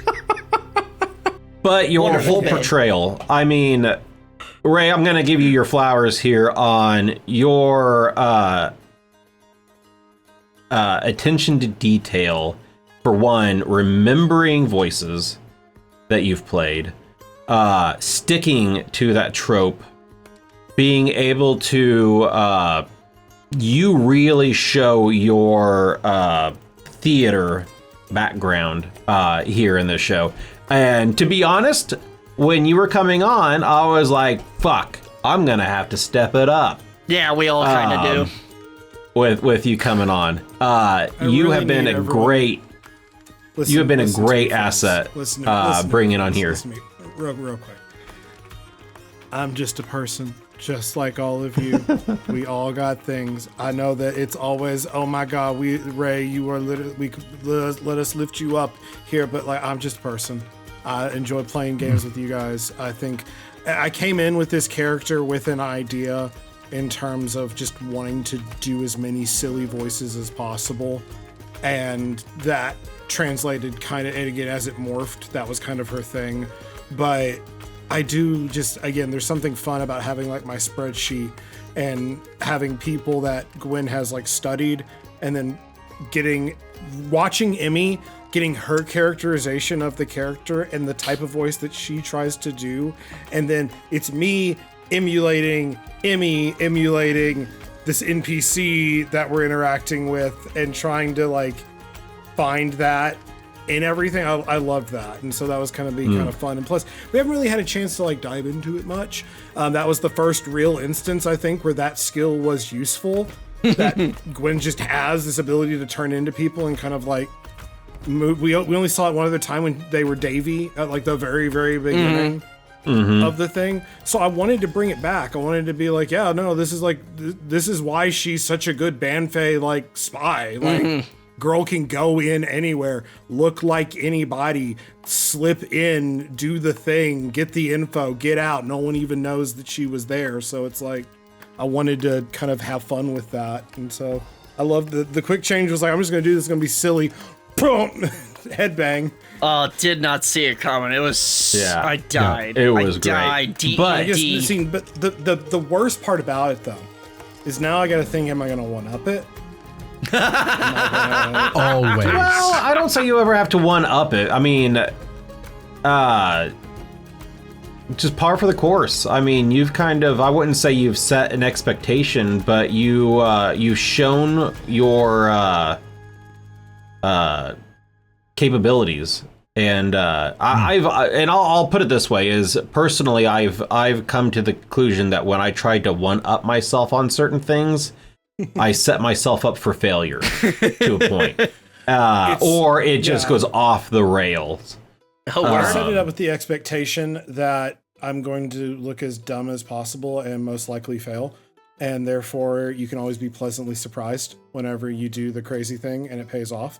One thing that my director has always told me is that they can sit in the audience and constantly like say, give me more, give me more, give me more, give me more. And it's so hard sometimes to get actors to get out there and make those bold choices. They would much rather look at you afterwards and be like, all right, we can bring it down a little bit here, but I love the energy. Like, so it gives the director, the DM, I feel like it gives them a little bit more to play with as well. So, and again, if you take it all the way out, we're all playing a game, we're all having fun together, and I think we all want to enjoy each. Emmy has a great story that she's wanting to reveal to us, and we all have these amazing characters. So even to do like little silly bits or to embody them a little bit, or, you know, get really hyper obsessed with homebrewing, just little ways to kind of like, for me to step into the character a little bit more. And then also just to, again, I have fun with it. I think it's just such a fun thing to have to, you know, have a list of meals that I prepared, list of ingredients. These are things that are in Melandria. These are the accents I can do. These are the, you know, up to the levels of authority that I can emulate and I can pretend to be. Yeah. So it's fun. Ray, real quick, there's a couple other questions I have for you, but for the sake of the video and call here, can you leave and join the call again? Yeah, can you try reconnecting? Your internet is being a wonk. You know what the best thing about Ray is they don't have an excess of fountains. And they haven't cut anyone's face off. Yeah. So. Wow. No faces have been cut off. That is a plus. Shots. Shots out. Fair and base. Jesus. Not gonna lie, that thought also crossed my mind. I do appreciate that. Ray's gonna have to watch the stream back the best for that we're gonna gem. get. Ray. So we talked about the meat hall. We talked about your quick change. Seeing Dad. Were you ready for that? No, absolutely not. I was so nervous. That was out no, left I was field. like, dude, there's no way that he would ever be there. We're just gonna pop in, pop out. I don't want to deal with that right now. I've literally been avoiding it the entire ever since he's been brought up, where they're like, oh, you should go talk to him. Oh, he might have a clue. I'm like, nope, that's great. That's so fucking great. We can drop by your dad's house. Yeah, that's so great. I'm not gonna do that. And oops. I think that. And yeah, just to kind of be like, oh yeah, well, let me just go in as this old man. Oh, fucking hell. That would not have happened. That interaction would not have happened if you guys had gone to the Technocrat Hamlet or literally anywhere else. Yeah. Because it makes sense that he was there because Arden. Yeah, because Arden was already like trying to poke around. I do find it, again, the dice always help out a little bit. And I think it was so great that the rolls were made so that way he figured it out. And again, it was like a natural 20. Like, it was like a ridiculously high roll for him to like realize it was Gwyn. And I think if he had it, there may not have been that moment of closure. Because Gwyn probably would have like been like, all right, fuck this guy, fuck this guy. Anyway, see you later. Go away, leave me the fuck alone. And that could have also went as far as Arden, as far as following us. Now, the safe bet would have been just to have told, was it Davey or was it Jeff working that morning? Jeff. Jeff. The safer bet would have been telling Jeff, hey, keep him here for a couple days. Yeah, had no idea. We're trying again. I mean, I was just thrown by the fact that my fucking dad was there. So the fact that I even made it out of there with the horses, I consider that a miracle. Because I don't. Again, I kind of, you just kind of like black out when faced with your family. Dad, not dad. Dad, not dad. So, with that interaction, you started off angry. but then eventually evolved into something incredibly beautiful, you said to him, I'm actually not mad at you anymore. I forgave your ass a long time ago. Yeah. And he went through his apologies and everything and was heartfelt. And he said he made some sort of comment about, I'm sorry for what I've been in your life or something. And you were like, I'm better because you were in my life. And I was like, oh my God, what a cathartic moment for a person to be able to look at the person who kind of raised them and put them in kind of a shitty situation and go, you know what? I like me. And I wouldn't be me without your shitty mistakes. Yeah. I think that was a little bit of a parallel, not even intentionally, of just kind of like me, my own life, just to kind of peel the mask back a little bit. Because again, like, I don't talk to my parents that often, and that relationship is strained because, again, like, I know you look at me and you think, oh my God, Ray has always been just an absolute bundle of sunshine. No, not the case, dear listener. Was raised in a very conservative, closed-minded home environment, was never allowed to express any of this.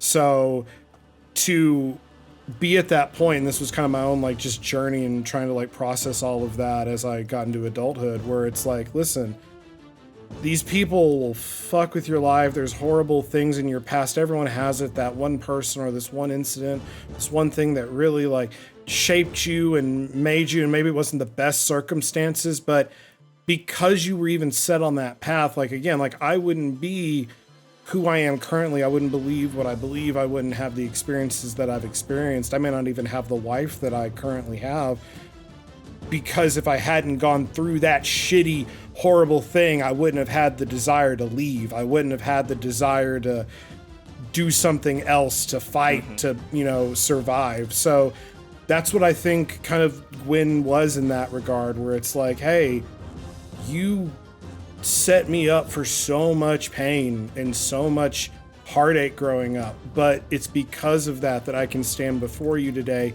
forgive you, and finally get that closure in terms of maybe it's not necessarily revenge, but it's an actual, Yep.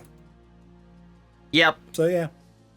That was kind of that whole moment, and it was so, I thought it went so well how we played For it. real. And I love that it was so deep and so emotional. And again, got that fucking beard and mustache and the eyebrows on.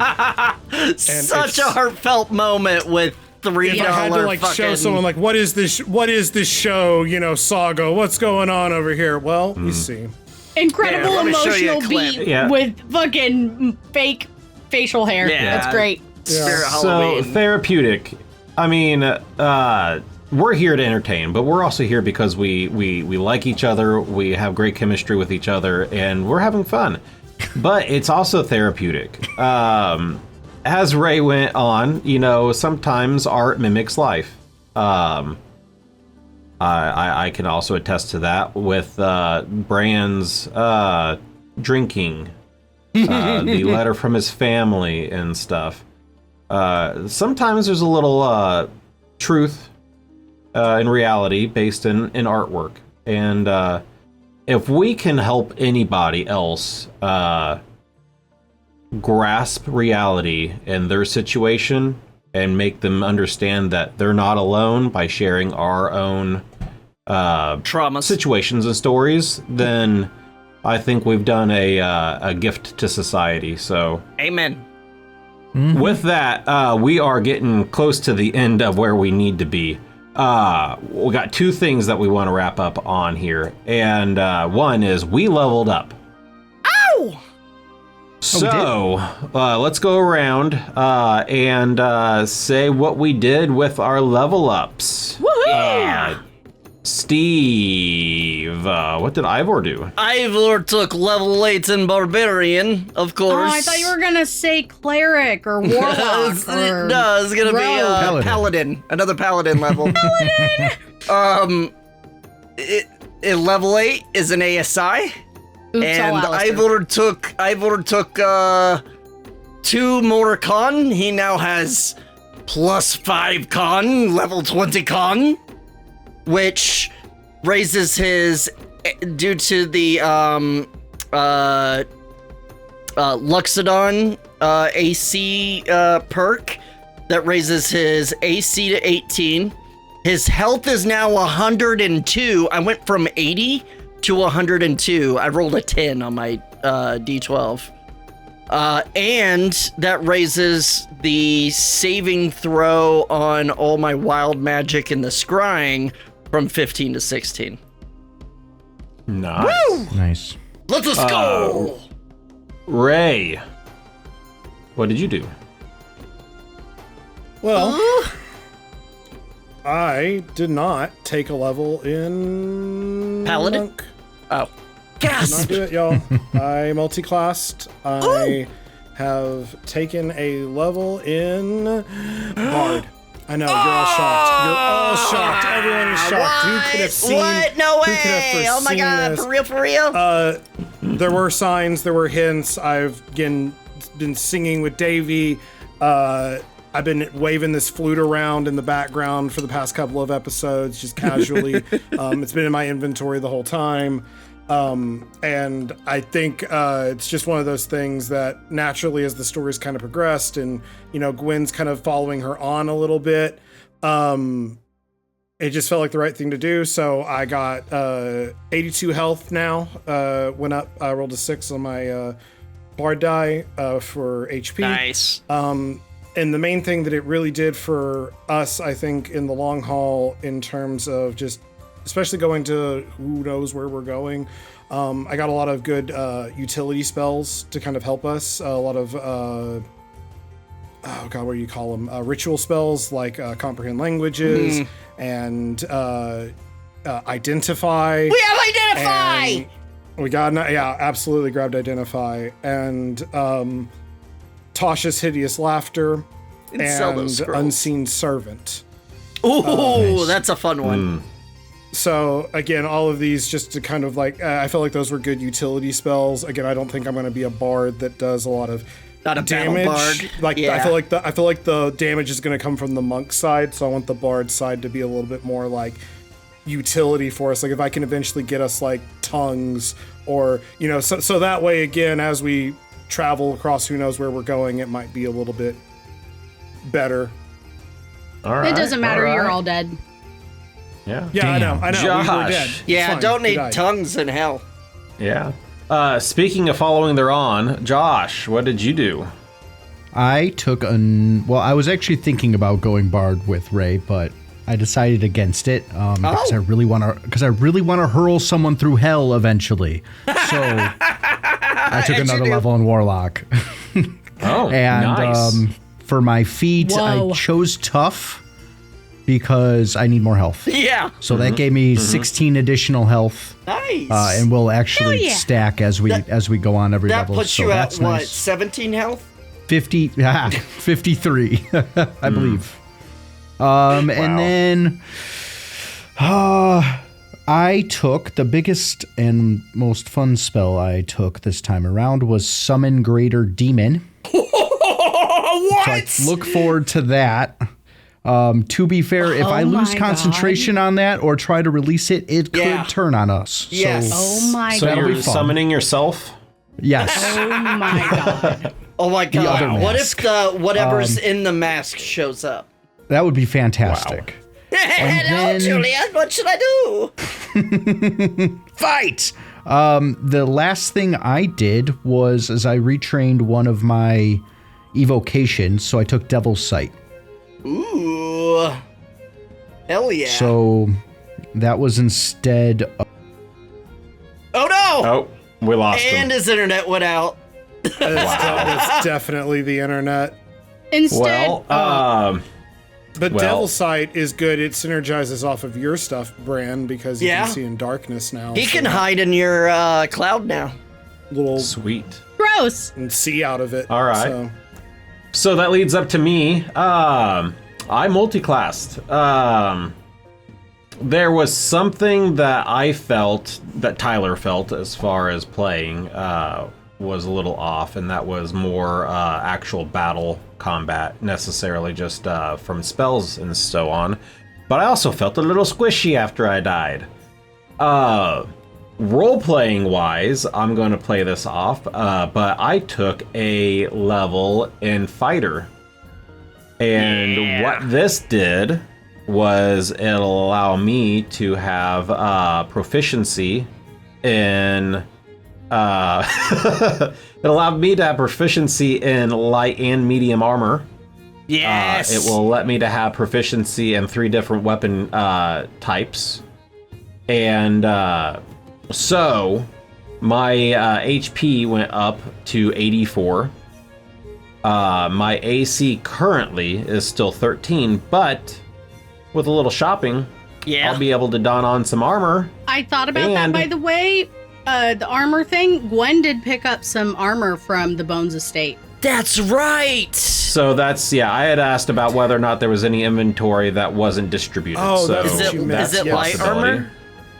I don't think I ever mentioned, so it might not be on Ray's list. Okay. But I just also have listened to proficiency. I don't have it in my inventory, but we can... All right. I also have proficiency in shields.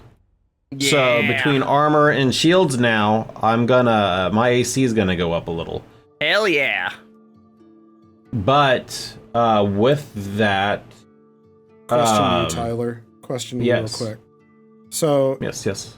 In the Bueline, it's hinted at that your past life had a staff of some sort. If you take a level in Fighter, if you find your staff again, are you gonna make that your weapon? Ooh. Well, it can be. I mean, I am using the Shillelagh of Warning. Could also still be the staff. I've always got some shit you can use. But I took, of the weapon mastery, I took a quarterstaff for one. I took dagger, and then I took a whip. Throw me the apple, I'll throw you the whip. Yeah. So, I think there's we're gonna have some fun with this. Whips are actually pretty good. You know, for one level of a fighter, so fighter style, I took defense, which I think gives me the proficiency in shields. But I also have second wind now, which is going to be low at one level, but still. But story-wise, growing up in a clan in the mountains, we did go through fighting training and so on. But I'm really going to lean on like watches and whatnot as we move forward, depending on what things look like in Krunjog, to maybe do a little sparring and training with Ivor. Ivor will teach you. To try to round myself out a little. Ivor will teach you the way of the sword. I love that idea of Bran choosing fighter. I feel like that totally makes sense for his character at this point. In fact, all of you, the choices that you've made for your level ups, I love that you're including story in your kind of desire of where to take the character mechanically. It's really, really cool. Nice. Josh, was there anything you cut off on us when you lost connection? Was there anything else on there? And you're muted. Uh-oh. The goblin. Come back to, Whoa, you are to my left. Yep. Holy cow, that was weird. That was super weird. Hang on, let me see. I thought there was someone behind me. It was like I was hearing a voice in my head. Wow, so that's what it's like. All right, so I'm just going to switch to analog. Sorry about this really quick, because I don't know. All of my devices freaked out, but we're having a discussion in the chat right now. I replaced my Pact of the Blade with the Devil Sight, but we're discussing that they think that I need to have one of those packs. But when I built the character on D&D Beyond, it was listed under the evocation, so I was just looking into that. We can always go over that together, Josh. I don't think that's a huge deal right now. I was trying to see if I could get a hold of the fucking character sheet, but it's being a real douche. But was there anything else you wanted to... Yeah, D&D Beyond's real weird on whether it's 2014 or 2024. Yeah, the legacy rules. versus...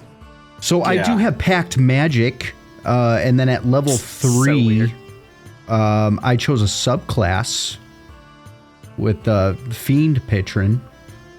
But other than that, and I get Fiend spells. Yeah. I don't know, guys.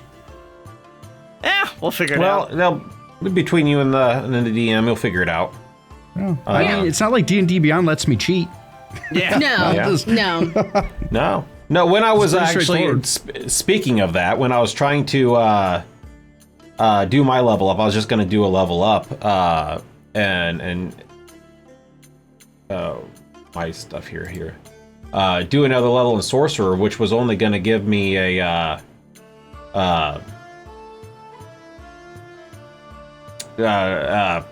crap, what is the feat? It was going to let me take a feat. And I was like, okay, I could take light armory.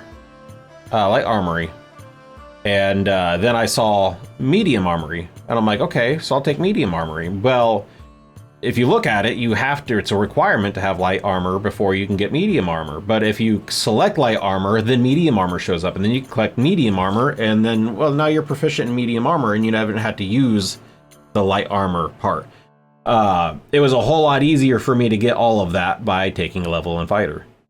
So, Yeah. economy.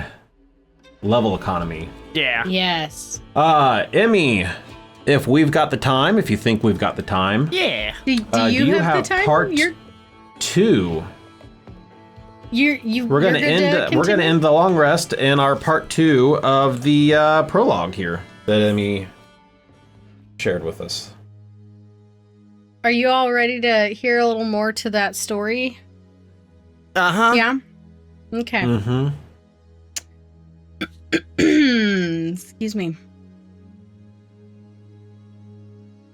Mithir began to walk toward the cairn as he calmly said, "Begin the plague. Go now." Calais nodded solemnly and disappeared without another word. As the cough reverberated through the open air, Mithir rounded the north side of the mound and paused to take in his victory. He stared down at the woman lying face down in the sand. The poor creature had been thrown 30 feet from where she'd previously stood. Unfortunately, she'd crashed into a leftover beam from the rotting fence line. Blood oozed from the open wound on her head, and she squeezed her eyes shut in pain. Mithir almost felt a semblance of pity. But her role in the proposed treason could not be overlooked. The woman rolled onto her side and winced in pain, cradling her head while the pretend god waited patiently. She struggled to lift herself onto her elbows before she opened her eyes and spotted his shadow. It wasn't until that moment that she realized she wasn't alone. Slowly, she raised her ginger eyes and met his. They are gone. Her brow knitted into concern as she gazed back at the cairn. The truth sluggishly washed over her. I had hoped all of you would have left Melandria in one fell swoop, but like witless horseflies, you've even mucked this up. What made you choose to stay?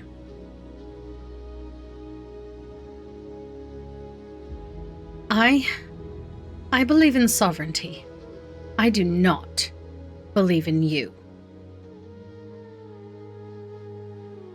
That's an amusing opinion regardless of validity, but that opinion becomes less suitable when you consider the absconding of your acquaintances. It doesn't matter. They will be back.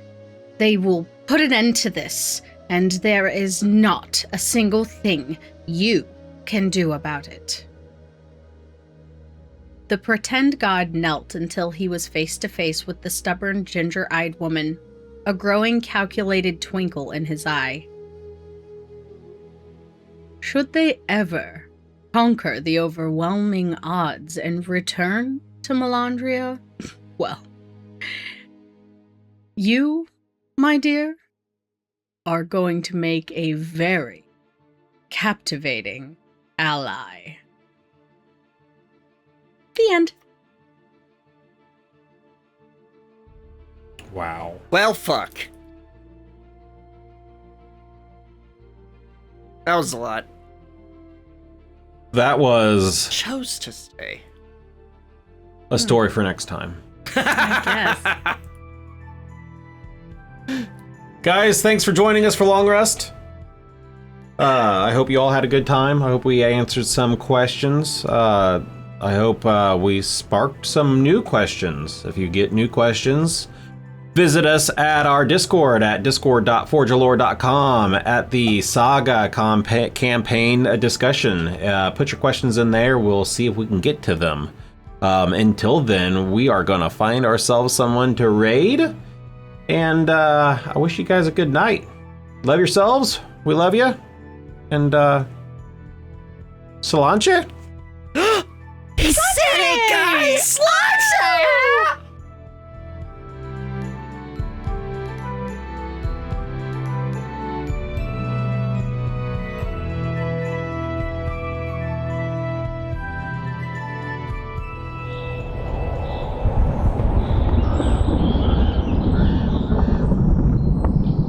Time to feed my kitties.